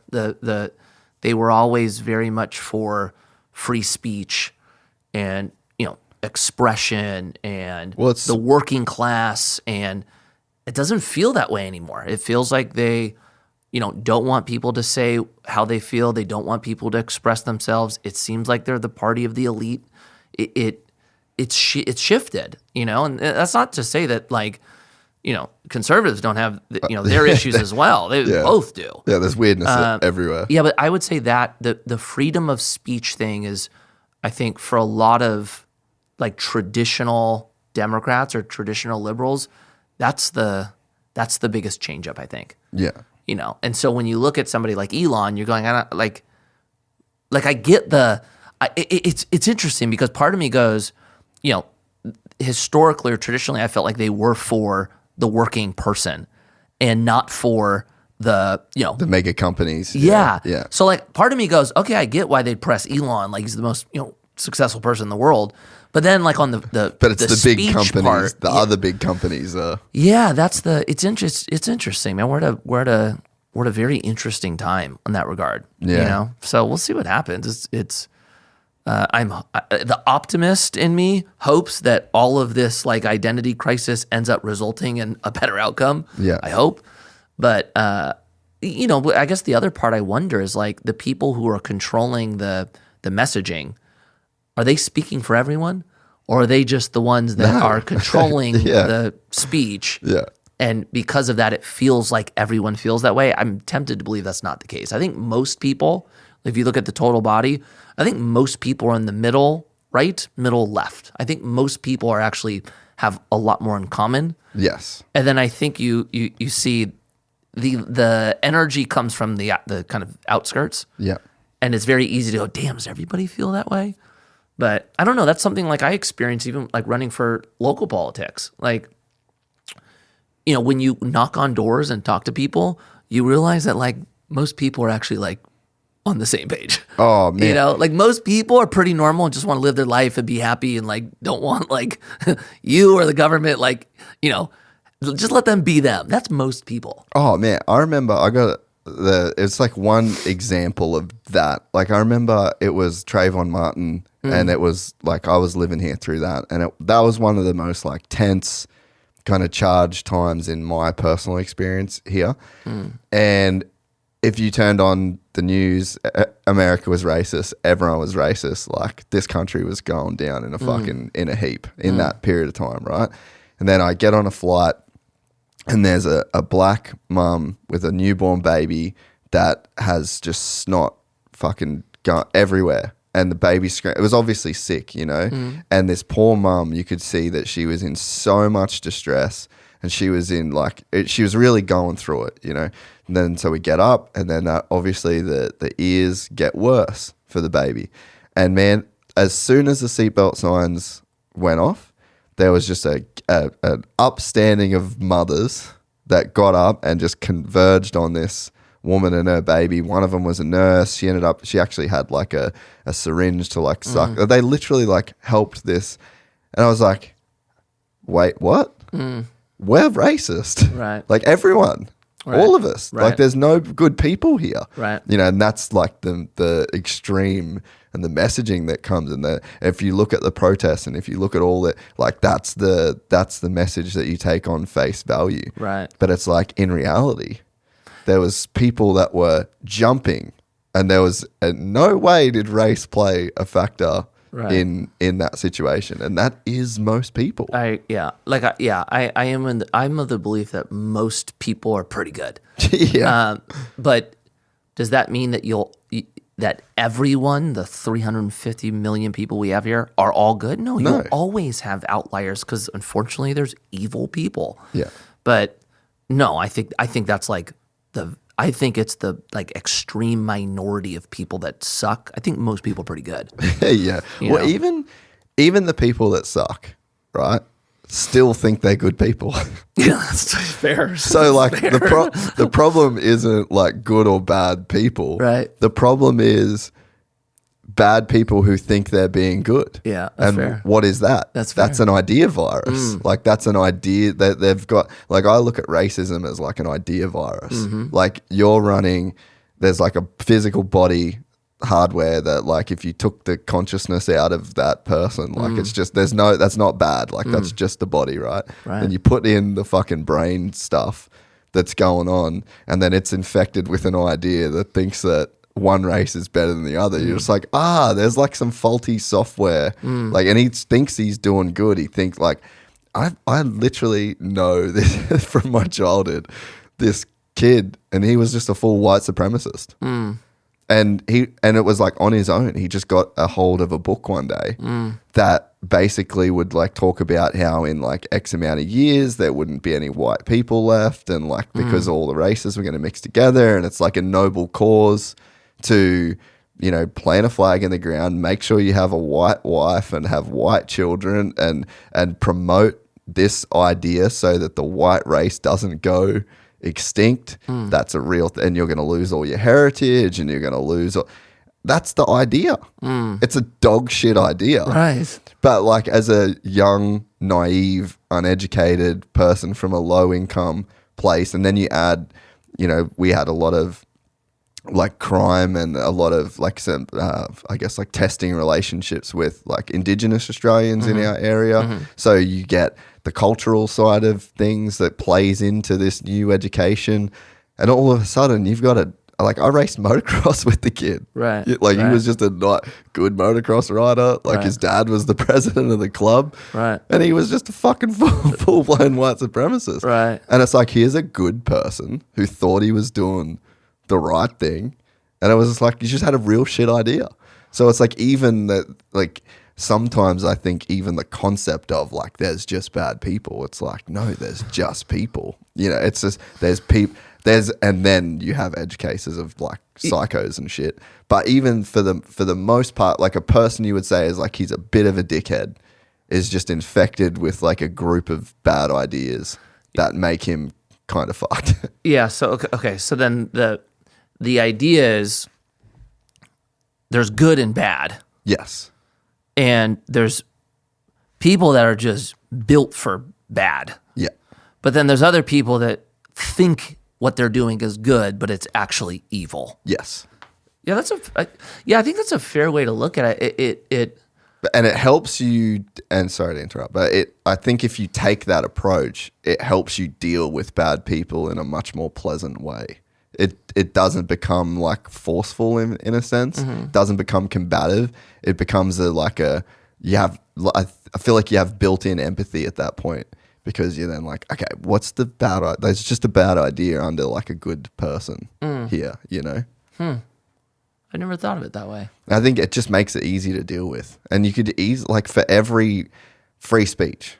Right. Like that Elon, like the guy interviewing him, I'm looking at him like, dude, you're a fucking idiot. Like, that's so dumb but it's like, I'm not looking as bad person that obviously has all these bad intentions. Well, like, he thinks he's doing the right thing. He thinks his ideas around free speech or power or what they think they're doing the right thing, but it's just like, you've just got the idea a tiny bit wrong. So let me ask you this. I mean, it's interesting. Let's say you have what I do like about that outlook is when you're speaking to people that have a different opinion than you, like, there's context in that opinion, like a white supremacist or somebody who, thinks I don't know, what do you want to call it? We shouldn't go to war. We should be stepping out of the Ukraine war or going into it, right? Yeah.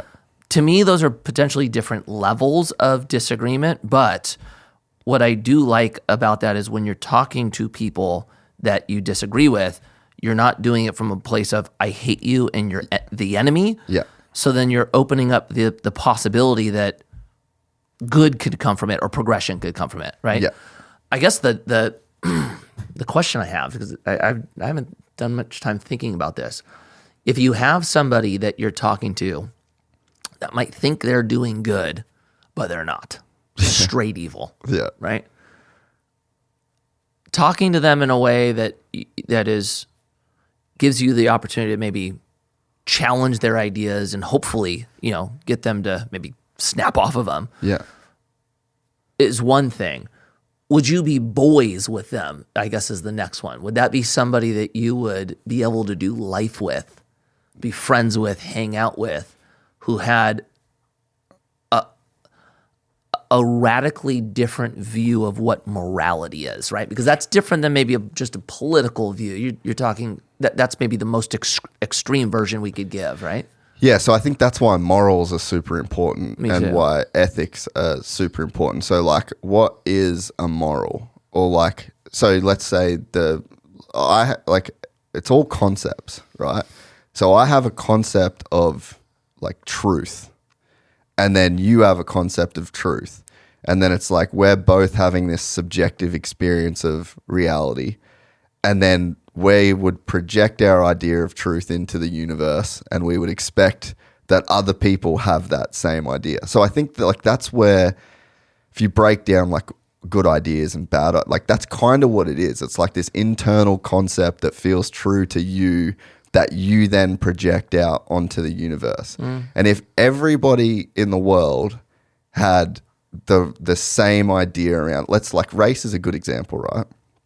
So let's say everyone just has this idea and it's this internalized concept that there is no difference at all between a black person, a white person, a Chinese person, in terms of who they are as people. Like, we are the same thing, right? Right. And then if everybody in the world projected that idea and just lived in that idea, then there wouldn't be conflict around it. Like, we're all carrying, like, it's like some kind of software that we're all running, like the racism plugin or like the anti-racist, I get what you're saying. you know? Right. So I think that it's got they're like, there is a real world, and there's a real world that you live in and interact in, and like there's the internal state and the external state needs to overlap in like a fairly big way for you to be like a functioning person in society. I'm kind of like trying to roundabout get to where we're going. Right.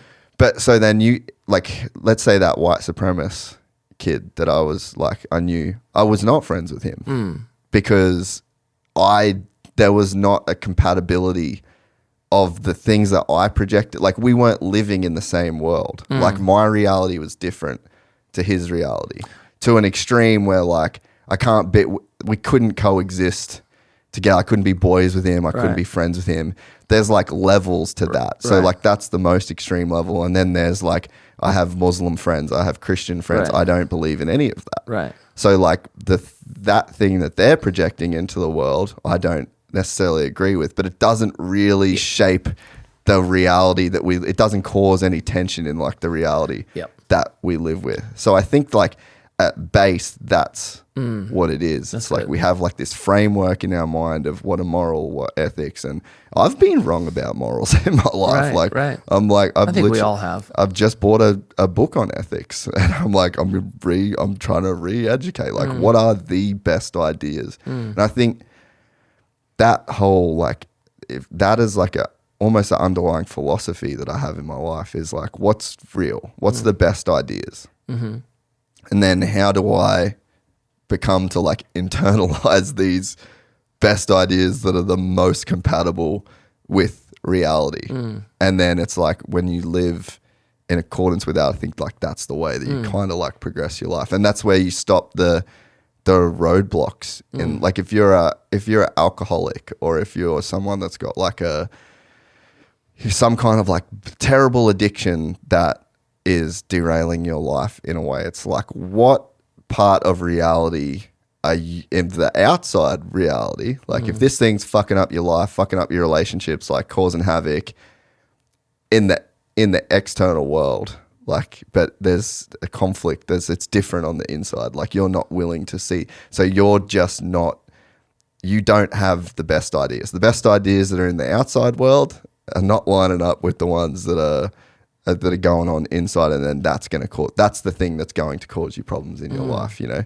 And yeah, if you come across a person that, like, I bet, like, the white supremacy thing, like, that's a good one. Like, I could sit with him for 3 hours, and if I had like evidence, I could be like, okay, give me a thing, like, oh, they don't have the same brain mass, or they don't have this, or like whatever you just go, okay, well, there's this, and this. And we've got cultural records that show that these people were, like, one of my favorite stories is basically like, so Captain Cook, the guy that discovered Australia, he sails around Africa, and then he stops for wood and water in Tasmania.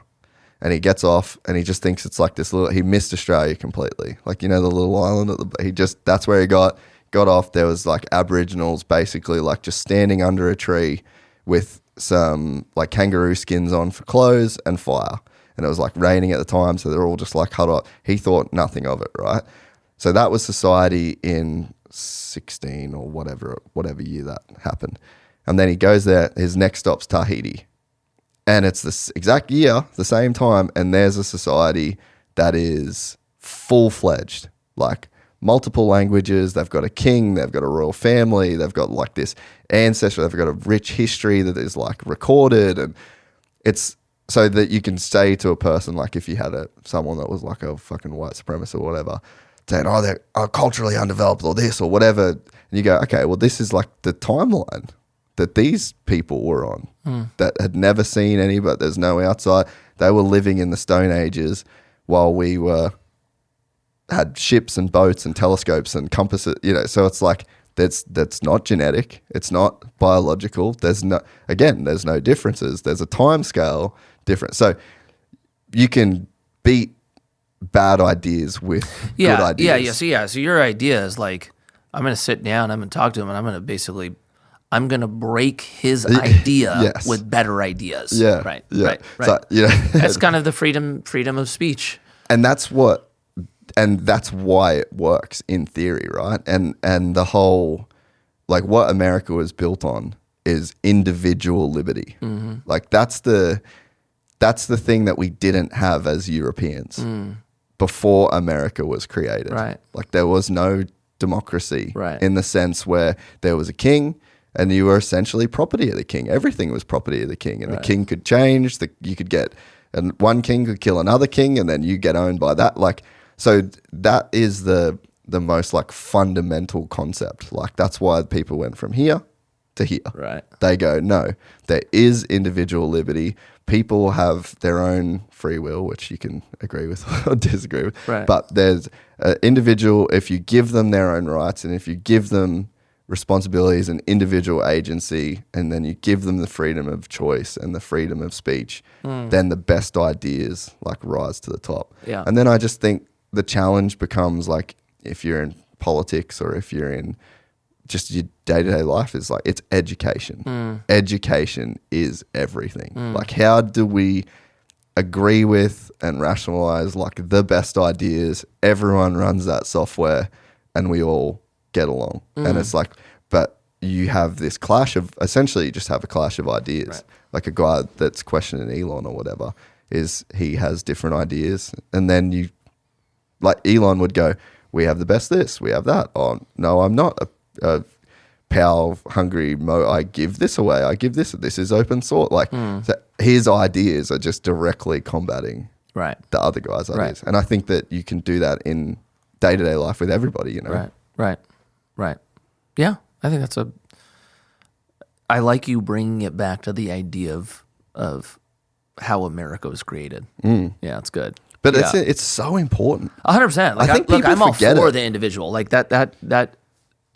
It's scary to me when we move away from that. Me personally, like the group think or the tribalism, or that is very concerning for me. I would way rather have an individual and build up the individuals and let us think and be free. Yeah, well, because that's the concept, right? It's like if you have a free society and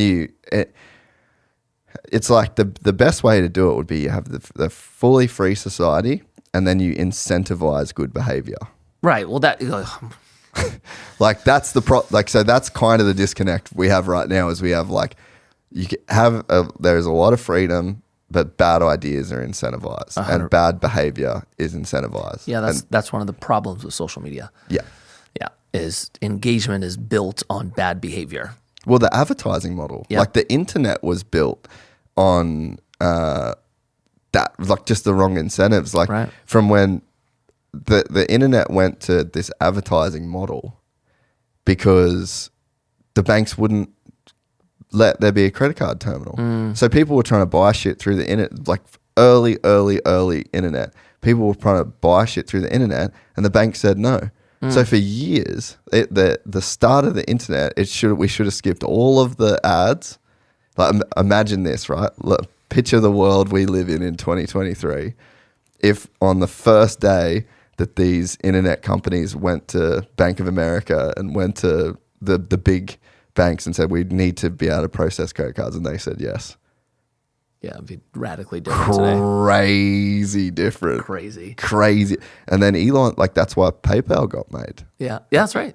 Became like this way to actually monetize, like do business on the internet. Right. But it almost didn't work. I mean, you remember all the failures or potential failures that they were kind of up against. So, again, that was like incentives. So poor incentives. And then it became an attention economy. So it's like, okay, well, we got all these people looking at the website. We got no way of charging these people for anything. Yeah. So what do we have to advertise to these people. Right. And it just created everything. It created everything that we see now, you know? Yeah. As you step away from meritocracy, you're now incentivizing, how would you say this?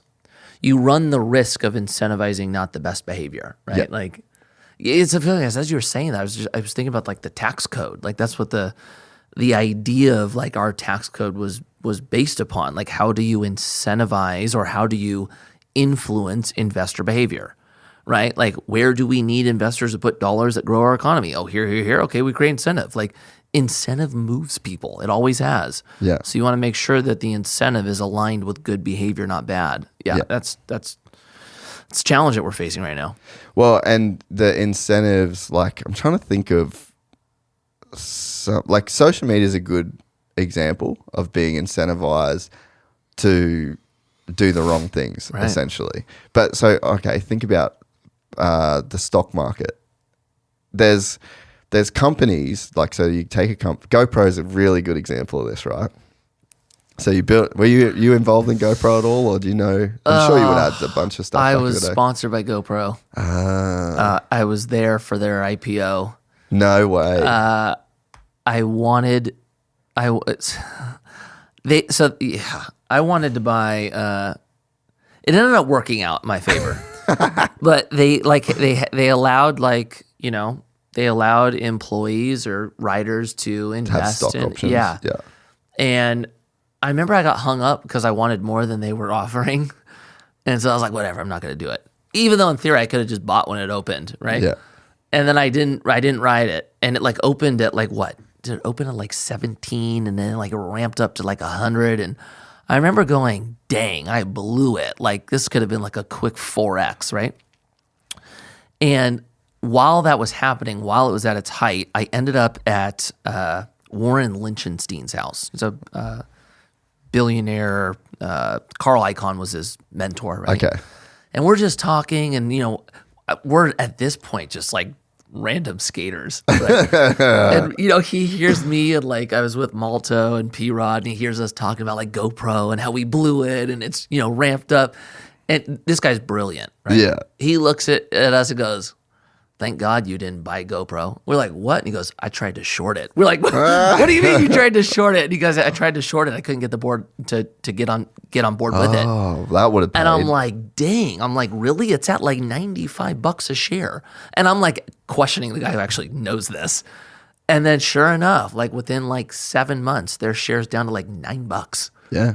You know, and then it's just been wiped out.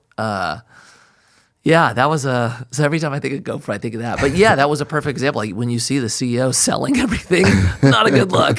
But you think like what that company, I think, is like a good example of incentives, right? Yeah. So like the incentives or I don't know if it is. We'll see if we'll run with it. We'll see if it fits. But so you build up this company, it gets super successful, and then you do an IPO, and then from the company, the incentive is now that you're public that you have to show growth, basically quarter on quarter on quarter on quarter on quarter on quarter. That company failed because they just got dragged in to just like updating their camera every few months, like, because that's the only way. Like, so if you look at the curve over a year, like you might see a little bit of dip, and so those quarters, if you're not growing like that every quarter, you're failing in the eyes of the investors that now own your company. So they release a Hero 8, and then they released a Hero 8 Black Plus, and then they lost touch of like, what is their product? Who is it for? Then they went into like the fucking GoPro quick editing, and then they went into the GoPro this, and then they were going to be the new sharing app, and then they were going to be, and it's just like they fully lost touch of what their company was. But it's because of the way that like the incentives were set up. They had to report growth every single quarter to a board of investors, or the market would lose faith in the company. So it's like they were just set up to fail. Let me add some more to it, because, and I'm going to do this through the lens of that conversation I had with Warren a long time ago, changed my perspective on this. When I said, "Why do you want to short it?" Right? He goes, historically, any business that's only sold one product fails. So he recognized that basically all they could ever do is create a new version of a GoPro. Yeah. And then he also noticed that this was getting becoming better. better and better and better. Yeah. So you would inevitably hit a point where they had nothing else to sell you and their product ultimately would become obsolete. Yeah. Right? And now why I think they were scrambling to try to find all of these other ways of having different verticals, because I think they realized it also. Yeah. Now, I agree with you when a company goes public, yeah, the incentive is now to grow. I'm assuming here, I have no clue what this was, but I think a lot of companies go public to make a lot of money. Yeah. Right? Yeah. Who knows what their model was? But it's interesting because as you say that, I was listening to somebody go over Apple right now, Apple's challenge. And Apple is no longer innovating. They're doing, of course they have different verticals than just one. It's not GoPro, but their phone is basically the same phone over and over now. Like it's been a long time since they came in and revolutionized or really innovated a space, right? Yeah. So I think it's going to be interesting to even see what happens with Apple over the next 20 years. Well, just think about being in the 90s. Let's put a year like 99 and being like, hey, man. Let's go 98. 98. In 10 years, you will never get in a taxi ever again. Right. A fucking taxi. Right. Imagine that, And you think about like even it seems like, I guess this would fall under a black swan in a sense. Like Uber was the black swan to taxis. Well, I don't know if I would say black swan, or at least how I envision black swan. I think... Yeah, it might not be the best I think example. Uber was the disruptor Yeah. to taxi, right? But it could never recover after that. It never saw it coming and it could never recover. Yeah, it was just one of those things where technology opened up a new lane to make what was obsolete, right? I think that's Uber. There's a lot of companies that fits into. A black swan, in my perspective, is like... Corona. Or, that's a black swan. Yeah, It's like fair. One of those like, wait, no one saw this coming, and because of it, it changed the entire landscape. Yeah, that would be more a black swan event. Yeah. So... There's no planning for it, right? Like you could look at certain industries and go, that industry is only going to be here for a matter of time, right? Like you're watching it with AI. Like that's probably like the most current example of what's to come. AI is going to radically transform almost every industry. I don't think that's a black swan event. I think that's a disruptor. Yeah, fair. So I think that Apple could have an Uber in the sense that it could just one day like make that phone pointless. Especially you go like the Neuralink, you go AI, like that is basically... Well, you're listening to this is Elon's idea of it, right? Yeah. He's like, look, you're already a plugged in, right? You're already yeah. plugged in. It's just the time in which it goes from here to here is slow. Yes. Right? So he's like, get rid of this. Just put go it in straight there. to the Yeah. In that view, totally. Yeah, like Apple is going to get Uber. Gonzo. Yeah. And it's like, what would happen if one day, and we're years away from that, you know, like potentially years away from that. And AI is the perfect one for incentives. If you get the incentives right. So I remember I was a weird kid, right? I was very existential as like a small child. You were? Oh, crazy, dude. Huh. Like I would like try and think about like a theory of everything as like in primary school. But because I was in a Christian school, let's say Catholic school, and I didn't believe in God. Like from the first time I ever read the Bible, like we're in our original, I did 7 years there, and in 7 years I was like, okay, cool. Like I don't believe this is not it at all. And I just literally was obsessed with the idea of it. So what's like happening right now with like AI and with all that, the neural, like this is, if you spend enough time just going down like following the chain of events of like how we started, where are we going? That's where we're going. Like, and I would always, as a kid, this was my 10-year-old running for president in my head. How you fix the world was you get AI and robots, AI in robots, and the people have shares of the output. So like how I would see it was basically, again, being a 10-year-old, was like a family would own 2 robots. And then that robot my dad worked for the city. Like he did the water. So he would be like the water treatment guy, drive around all the reservoirs all over the town, and he'd take care of them. He'd do all the shit, made sure the water was sweet. Right. Hated his fucking job. His whole life. Worked with all these dickheads. Just couldn't stand it. Dang. And then my mum worked in a brick factory. Okay. And she only just retired from there like literally 2 months ago. Okay. So I'm like, okay, so if dad has a robot and it goes to work, and then mum has a robot and it goes to work, then you get paid. The robot gets paid, but then we essentially get paid. And then my parents just get to hang out and do whatever they want. That's like as silly and simple as that sounds. That's what AI should do for humanity. Oh, yeah, this is Elon's robotaxi. If the incentives are right. Like, and there's got to be, because there's one way to look at it, to where you go, this is the worst thing that's ever going to happen. It's going to put everybody out of a job. It's going to that's going to fuck the world.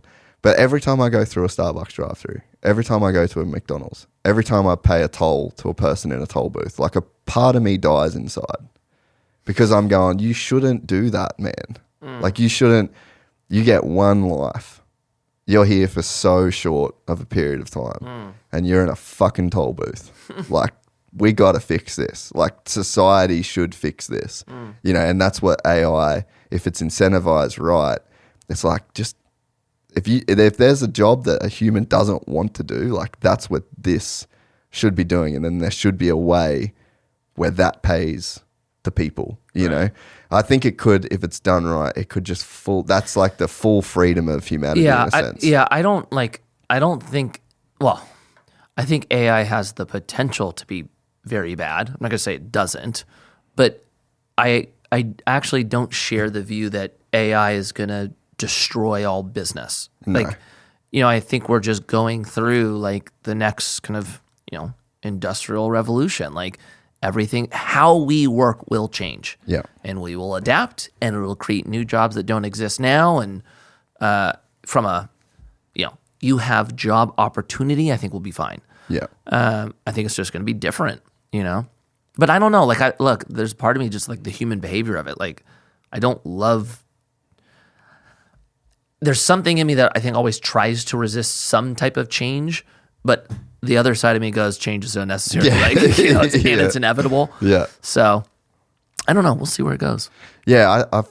I think if they do get it right, like it could. Yeah, it has the potential to be massive. In years, it could fix everything, right? In a sense, you know, like just think. Yeah, I mean, we were in the car the other day. We're driving home from Vegas on the weekend, and I saw a truck driver. And I'm like, "Fuck!" Like, poor bastard. You know, obviously, some people like driving trucks, but it's like if I have friends that drive trucks. Like, do they love it? Yeah, I'm with you. But that's how the world should be. Like going forward, when AI is a thing and the robots are doing their thing, more choice. If you want to be a truck driver, go and drive that fucking truck, you know? And like, I think about from my perspective of like, if I had AI, a robot switching this right now and it was getting live switched and then it'd go straight, they'd do the cuts, they knew the ads that had to be on it.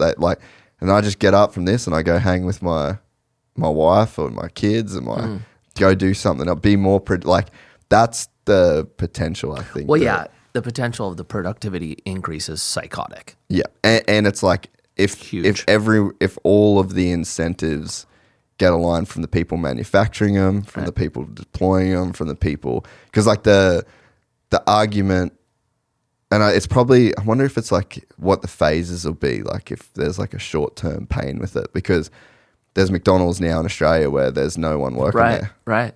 You know, and it's like that's good in my opinion. I don't think a human should have to work at McDonald's. Do they ask for a tip at that McDonald's?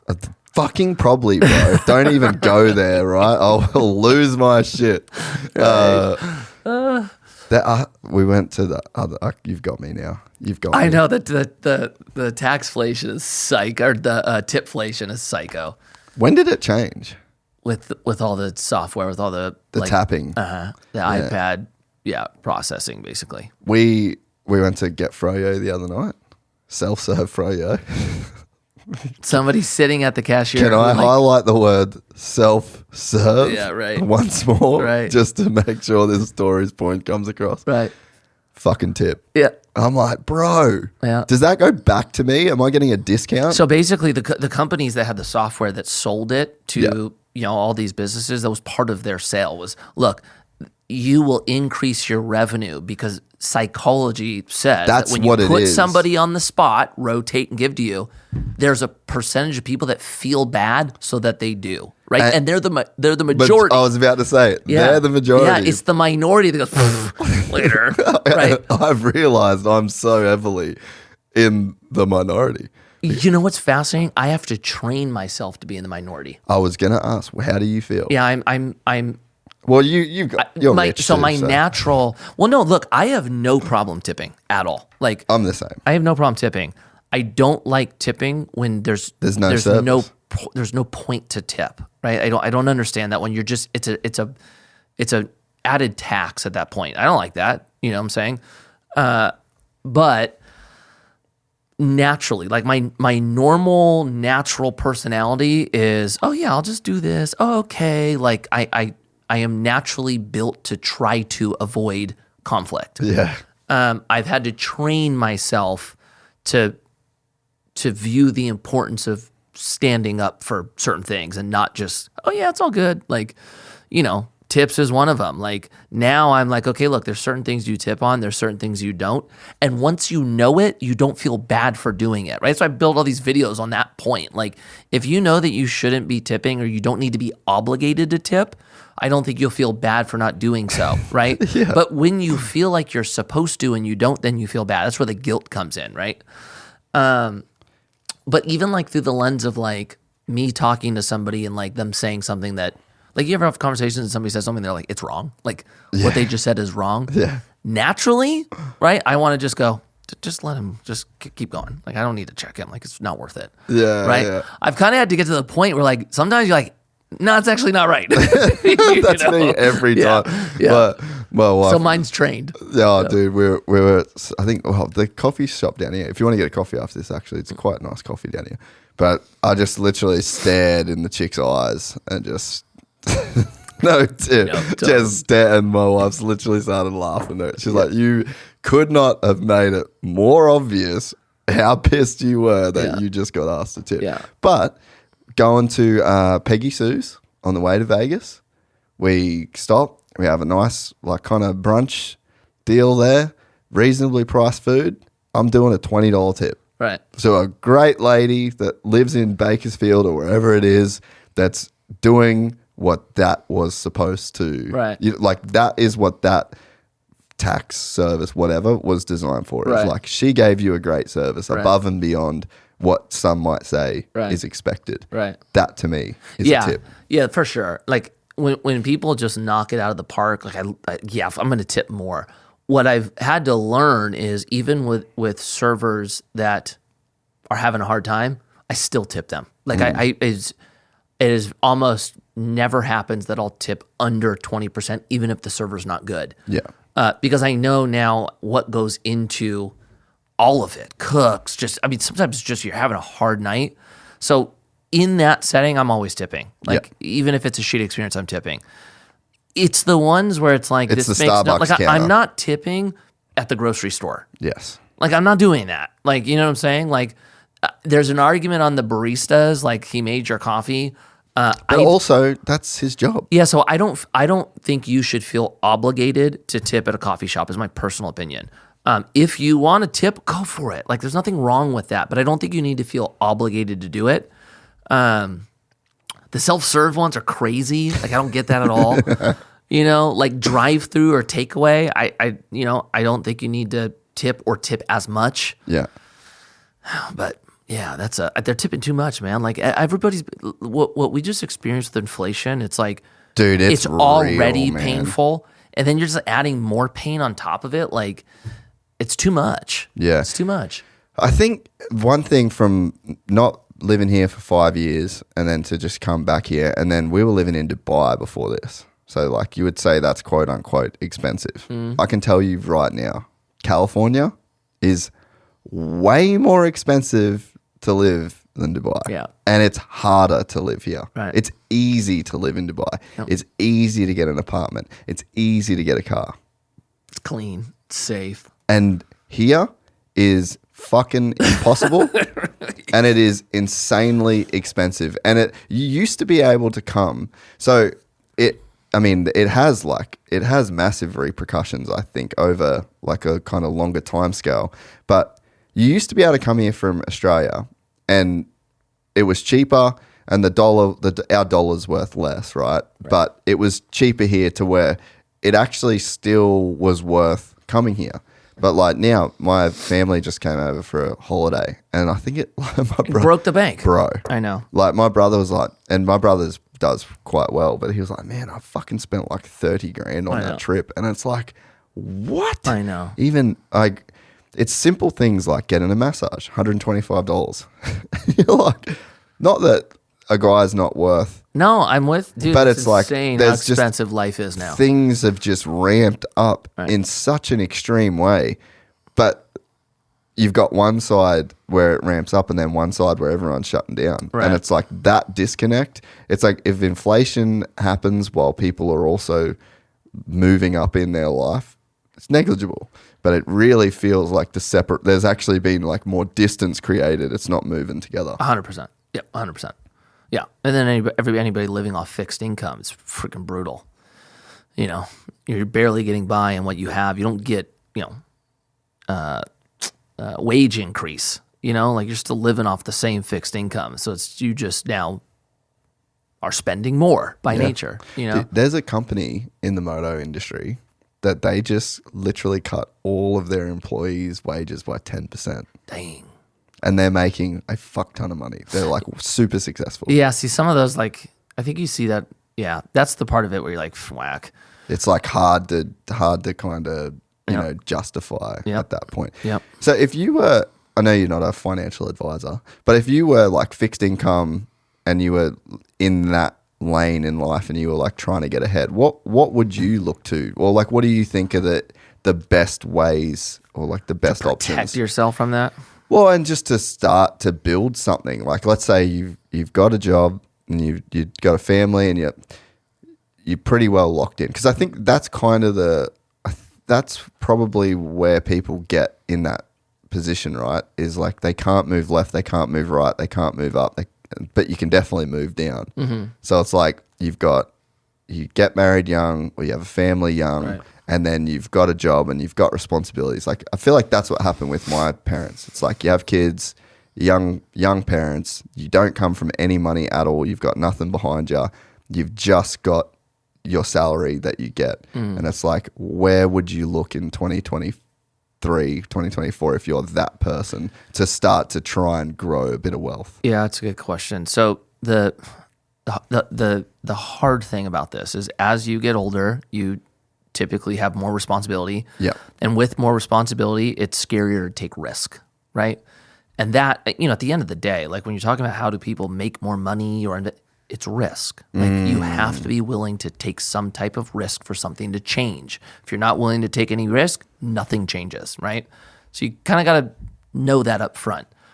What that looks like, there's so many different ways to do it. It's like, I don't think you're incentivized to be loyal anymore. Like if we're talking about incentive structures, you make more money jumping around from company to company. The data shows you make more money doing it. So it's like go work for someone for 3 years and then find a new job and leverage that to make more and do it again and again.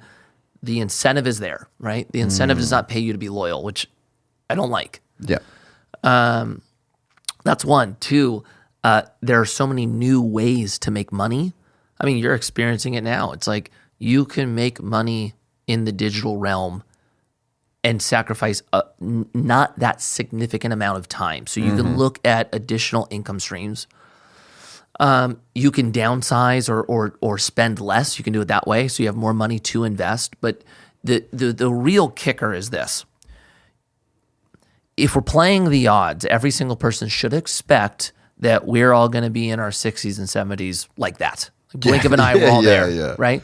And so don't be convinced that because you're not promised a future, you shouldn't plan. What the data says, you're going to be there, right?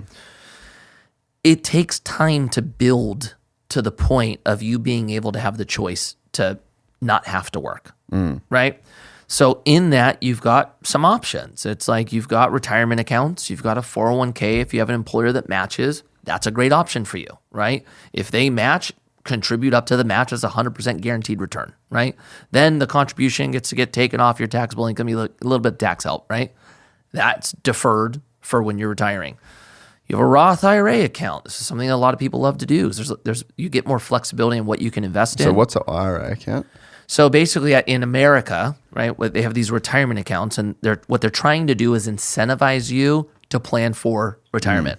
And so a Roth IRA, you're capped on how much you can contribute each year. I think the new requirement or the new limit is like $7,000 or something like that. You can put that much into your account each year, and then all of the gains in that account are tax-free. So you pay no taxes on the gains, right?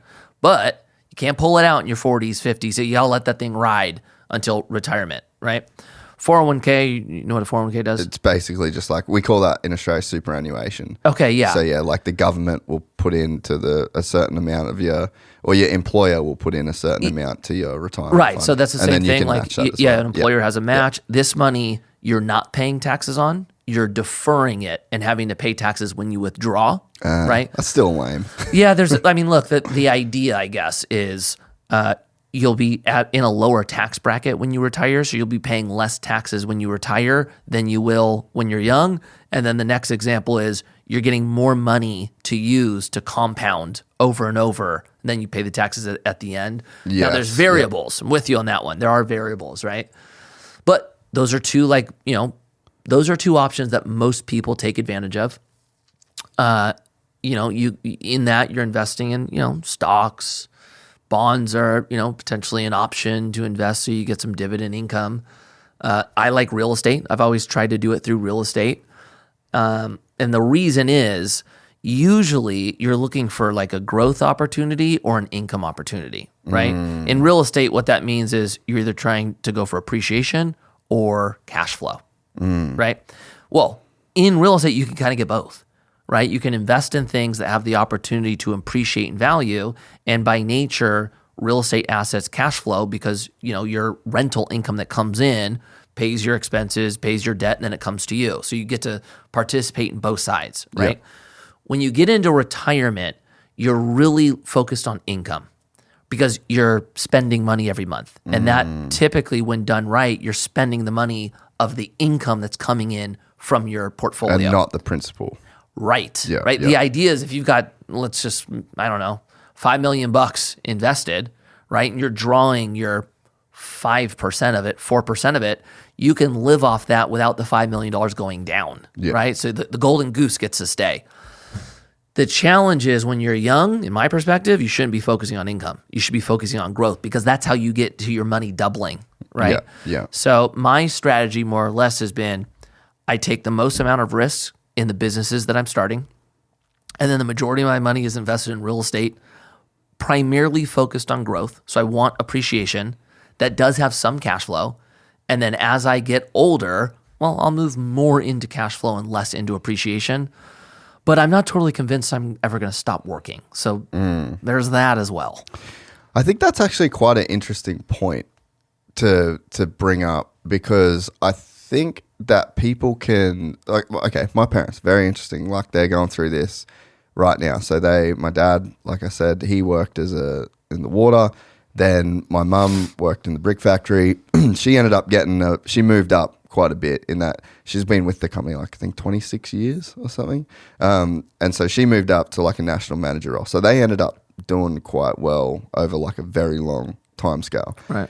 But then she's, in her 50s, and she's just got all this crazy pressure, all this stress, very terrible work environment. And now she's clipped it. Like, we basically all said, hey, you're retired. Right. Like, this is fucking not cool. Right. And now she's in this position where the money's not going to last forever. So that she's like trying to figure something out. Right. But the idea of retirement, like, now she's looking at like essentially a new, not necessarily a job, but like an income stream, basically. And, this whole idea of retirement is now getting kind of weird and vague to her, because she's like, oh, I kind of like doing I like this. Like she kind of feels a bit entrepreneurial. So it's like the idea of even retiring and not doing anything is like probably the wrong idea. Yeah. Like you almost, I think that what you should, or what people should aim for is like build your life in a way that when you're 50, you kind of do have something that pays you a few grand a week or a few grand a month, as well as the rest of it. But like stay working, stay busy, and stay productive, because I feel like there's some biological shit going on to productivity and to progress, to where it's like that's what is like. Look at Warren Buffett. Would you say he'd be able to retire?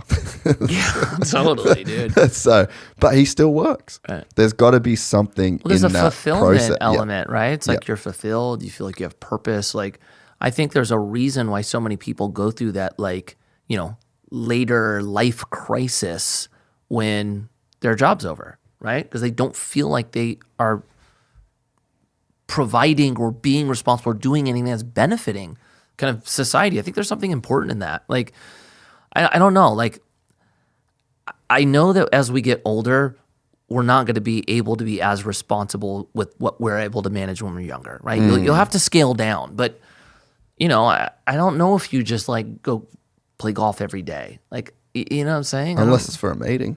Yeah, right. But I don't know. That one is interesting. Yeah, you'd know a ton of people that are super successful and they're old enough to retire and they got enough money to retire, and they don't. Right.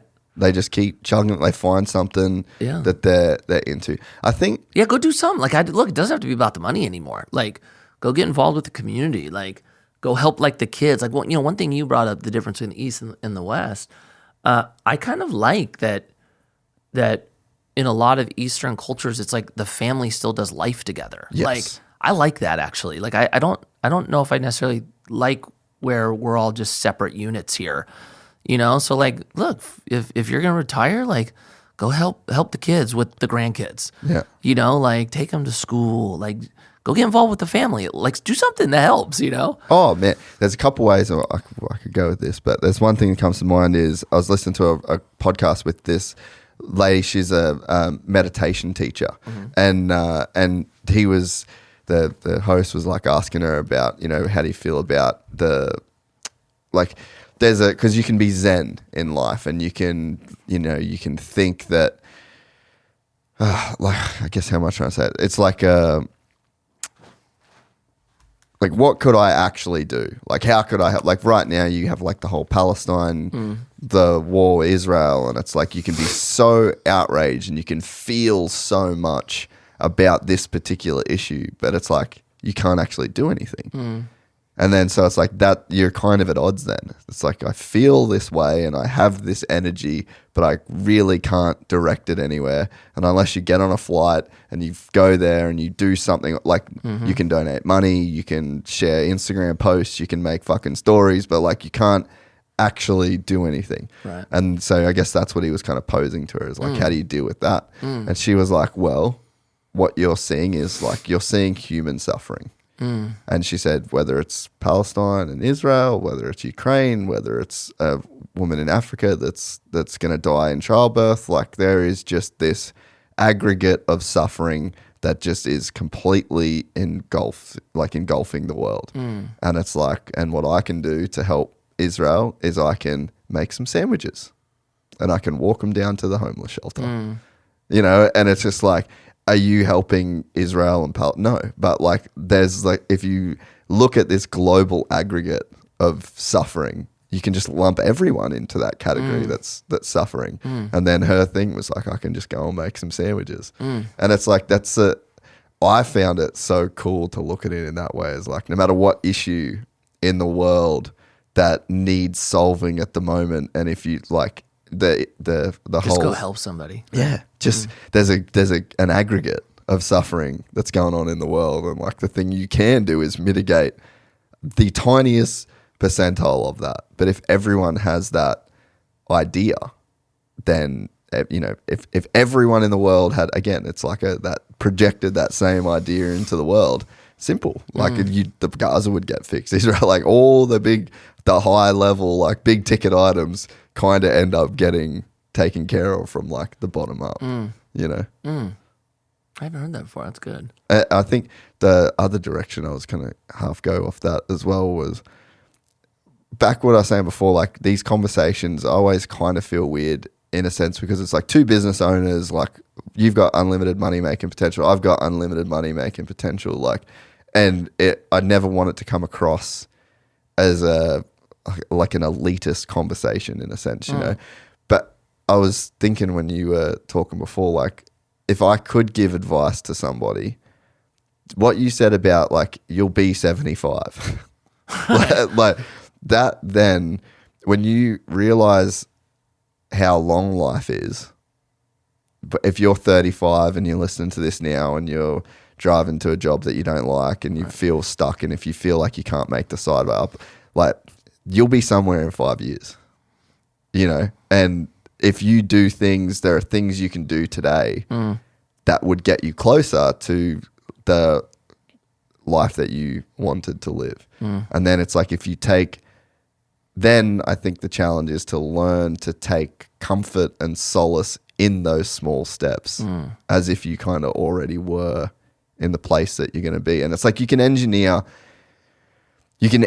a process to get a result. And it just becomes like very, very simple, like learning a kickflip. Right. Like there's a process of you can go through, and it might be, you might get it on the first day you try it. It might take you a year. It might take you 2 years. But if you follow a certain process, like we have the knowledge available to us that if you can commit to the process and then enjoy the first day of failure and enjoy the second day of failure and enjoy the third, because you're on the road to it's guaranteed in the sense that one day you will do it, but you don't know when. Yeah, that's good. You know, so it's like if that's the reality of your life right now, that's something I think you can take comfort in. And then you just start working towards like the guy you will inevitably be in 5 years. Right. And it's like you could be the same guy or you could be a completely different guy. Yeah, it's interesting. I got this advice 20-something years ago now. It's profound. From Rob Dyrdek, actually, is who told me it. Oh, man. He said, start thinking through the lens of 10 years out. What decision can you make today that will put you in the place you want 10 years from now, right?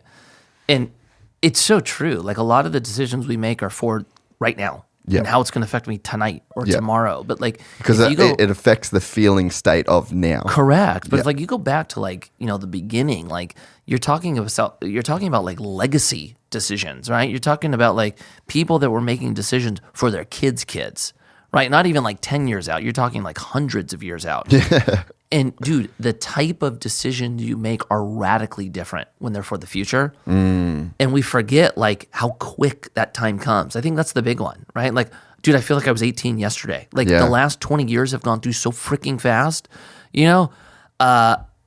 That's important to realize that like it actually comes very quick. And so start making those big decisions now. And if you're stuck, dude, do whatever you can to get unstuck. Like sometimes you got to go through like a crazy big switch just to force action out of you. But like, you know, the example you just gave, like if you hate everything about your job, like you wake up and you're like just, you know, miserable and you're not looking forward to it, you have two options. It's like try to figure out how to change your perspective to enjoy it or quit, find another one. Like, but you've got to force this one. Like someone is not just going to change your life for you. Like you really got to do it yourself.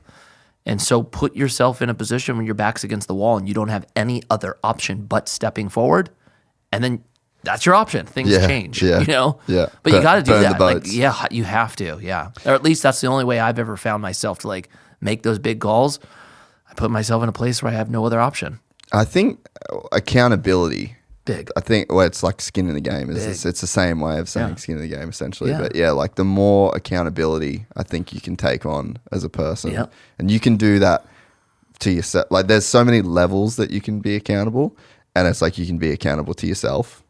And it's like, if that's hard, then just try and be accountable to your family. Right. Try and be accountable. That's why joining a team or a club or something that's like greater than yourself. And that's like you can be accountable to like the local community. And for my case, it's like I'm accountable to the audience. Like we've spent 5 years building an amazing listener base of people. Like I am accountable to those people.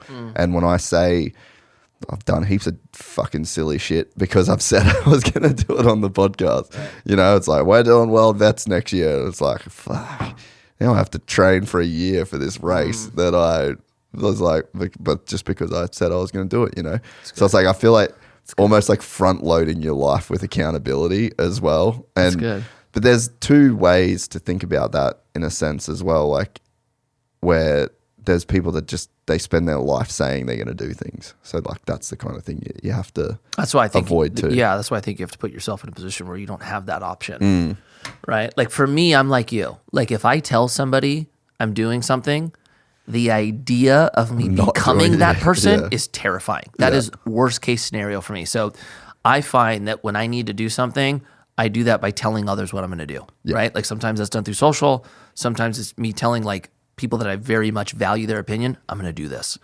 right? And then I'm like, I have to now. Like, how can I not do this? They're going to look at me as somebody who just talks shit and, you know, doesn't step forward.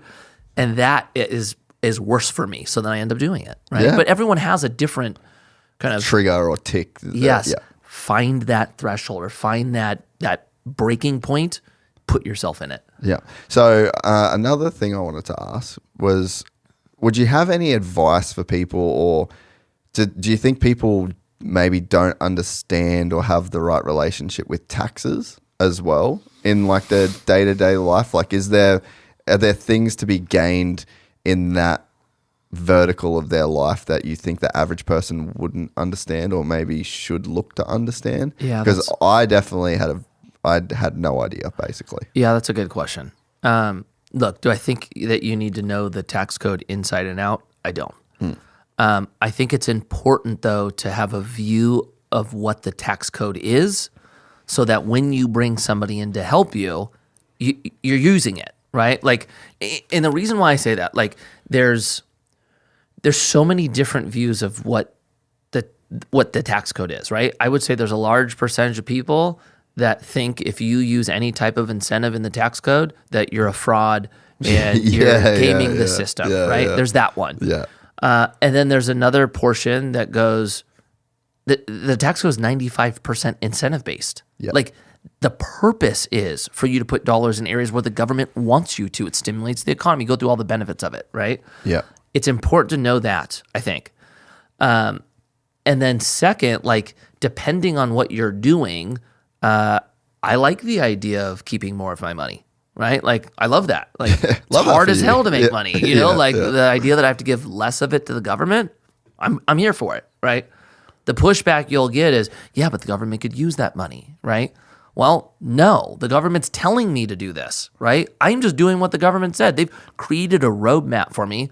Like, you want me to put my money in real estate and I get to keep more of it? Boom. Yeah. You want me to put in energy? Boom, right? So I think that's important. Now, when you start getting into the thing like when we were talking about W-2 income, you have less opportunity to have tax incentives if you have W-2 income. Yeah. Like, you know, at the end of the day, like the government wants you or is trying to incentivize you to build business because building business creates new jobs. So you will get more tax incentive by going down that path. Yeah. But on the passive side, like you could have a W-2, there's still opportunities to be tax incentive, right? Like, you know, in real estate, just because that's my field, that's one of them. Like the government allows you to depreciate a building. You know, you get to use that depreciation to offset, you know, passive income or, you know, in some cases even gains, you know? So it's like, I like the idea that if I make a return, I also get to include in that theory the amount of tax, you know, savings I'm having as well. I think that's smart. You know, it's just, you do have less options as W-2. And so that would be my next question. Would you encourage like the average person that is just a W-2 employee to start an LLC and to just do like, is there any advantages of just doing business on like any level, whether it comes to like claiming back some of your travel, some of your fuel, like vehicles? I mean, if you say that you work from home, in Australia, like if you work from home, you can claim like a certain percentage of your rent on tax. Like, do you think that just the average person probably should just start an LLC, figure out something that you like kind of want to do, and then there's enough tax benefits there to like make the juice worth the squeeze? That's a good question. I don't think so. The reason why I say that, like, if you have a W-2 and you have security through it, but you like always wanted to start a business, there's every argument to say, start a side hustle and build it and then move into that direction, right? I think that's a legitimate path. If you're working a W-2 and you're like, I just need a little bit of tax help, I'm just going to spit up an LLC. The challenge with that is, one, the LLC's got to be a business, right? Like you got to actually be doing business. And if you have a W-2 and you're going to spend time in another business, what you need to be prepared for is you're now diluting your time. Yeah. And does that put you at a risk of potentially losing that W-2? And is that something you want, right? The other thing is like, spinning up an LLC to have a little bit of income come in, to have a little bit of tax incentive. I don't think it's going to move the needle. Yeah. Like you got to have you got to have a good amount coming in. Yeah. Okay. Yeah. That's what I guess I was curious. It's like if that kind of becomes like an option. I mean, I think it just comes down to intention, right? I wouldn't spin up an LLC just for taxes. Yeah. No, I would spin up an LLC because I want to start a business. Yeah. And then in doing so, you get a little bit of tax help. Yeah. Yeah. Yeah. Because that's, I guess, one. I was just so unaware for so long. Right. Even just like years of running businesses as to like the things that you could do and the moves that you can kind of make. But just I think it comes down to like education and just like knowing. Yeah, so I'll give you this. This is my philosophy. This is how I do it. It's worked very well for me. I know the concepts and I know enough to come up with some creative ideas, but I'm not structuring how I'm strategizing 2, 3, 4, 5 years out from now. I call my CPA in, right? I'm like, all right, Kevin, this is what I want to do.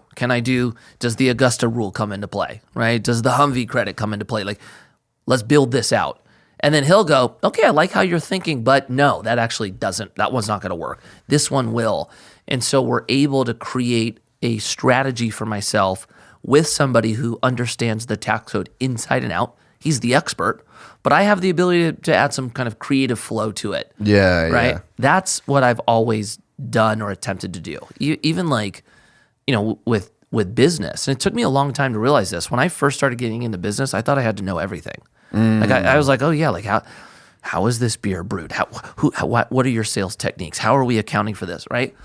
It took me a while to realize that I was significantly holding myself back by trying to be good or understanding everything. Don't need to do that.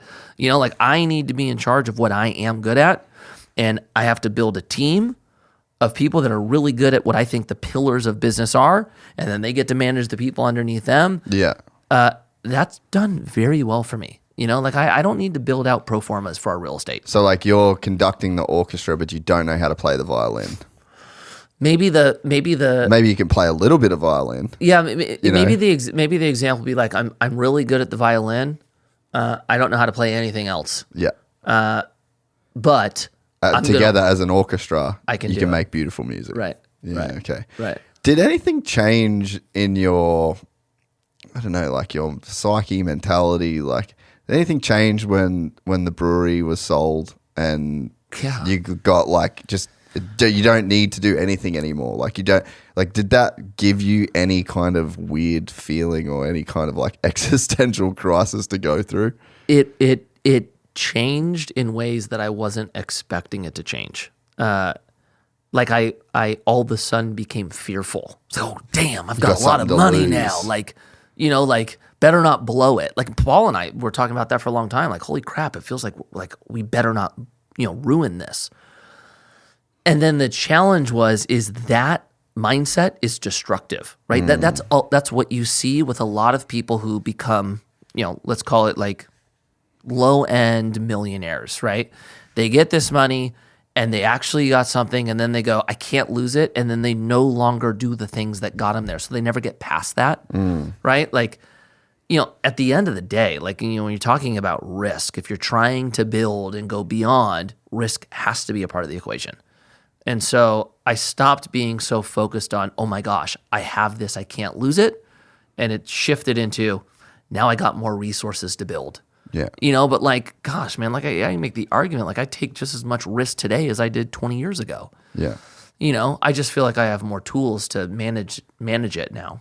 Yeah, because and I have a little bit of time. Like, yeah. I mean, the truth is, like, if I got wiped out, went back to zero, I still have time to rebuild. Yeah. As you get older, that stops that will no longer be a part of an option. Yeah. I can imagine it's just a very strange feeling. I don't know. It's very weird. No, it was shocked that when I looked at my bank account, I went, "What the?" Like, even walking around, I was like, it was weird. That's cool. You can talk about it. Too. Yeah, I feel like not a lot of people will be like open about. No, it was weird. It was super weird. Like, I had never written a 7-figure check to the government before. Had to with that. Yeah, you know what I'm saying? Like that's weird. Even the first, like, I came from the skate community. In the skate community, like, you're not flashy. You don't show off. Like, it's a very humble. Yeah, right. And I remember, like, the first demo I skated was in Texas after we sold it. And everyone knows that. Well, I didn't know. Like, I was like, maybe the industry heads know. I don't know if, like, kids know. And Tim O'Connor, dude, he's like a super funny personality, but he was doing, like, a lot of the MCs for, like, contests and demos at that time. It was Make-A-Wish. And I, like, skate in there, and all of a sudden, Mikey Taylor just sold his business, the newest millionaire. Like, and I'm just like, remember feeling inside like, fuck. Yeah, it was like devastating. I was so awkward, right? It was so awkward. But you'd be surprised how short-lived that is. Like, within a week, then you just feel like a normal person again. Yeah. But I don't know. Like, one thing I've always hung on to, like, I had this when I was a kid, and the pro skater I wanted to become once I knew that was an option. I always wanted people around me to feel like I was normal. Like, when I was growing up, I remember meeting pros and like, some of them were super cool. Most of them weren't. Right. And I hated that feeling. I remember like, the first time I never wanted to be that. So like, I made it a point when I was a pro skateboarder that anytime I talked to a kid, I wanted that kid to know, like, damn, he's kind of just like me. He's a normal dude. Right.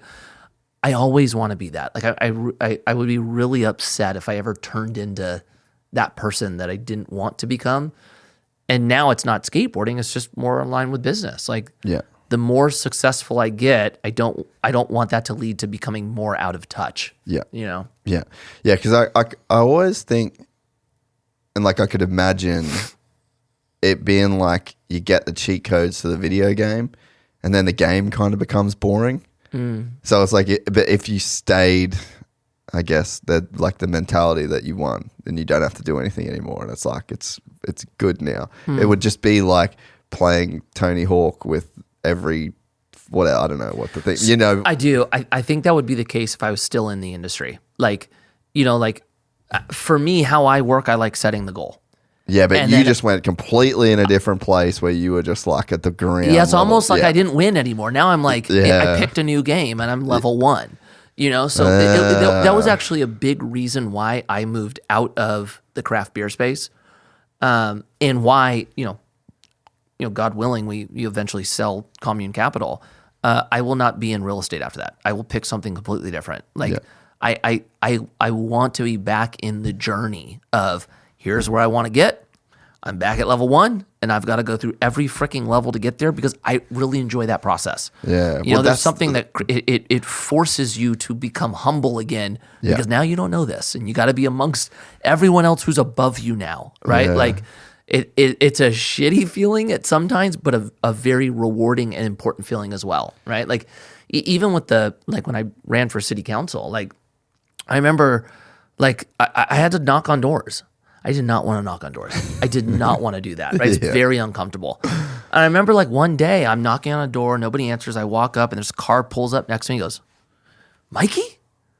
I'm like, "Yeah." And he goes, "What are you doing?" Right? I'm like, "Oh, I'm running for city council." And you saw it in his face. He was like, "What are you doing? You're door knocking?" Like, are you kidding? He was like, "You're rich." That's interesting. That's what he said. He's like, "You're above this. You're like famous and well, like, what do you do? What are you door knocking for?" And I remember going, you know what I found when I started Commune, I had to go back to the beginning and do a lot of the things that, I didn't have to do once we were at the tail end of the last career.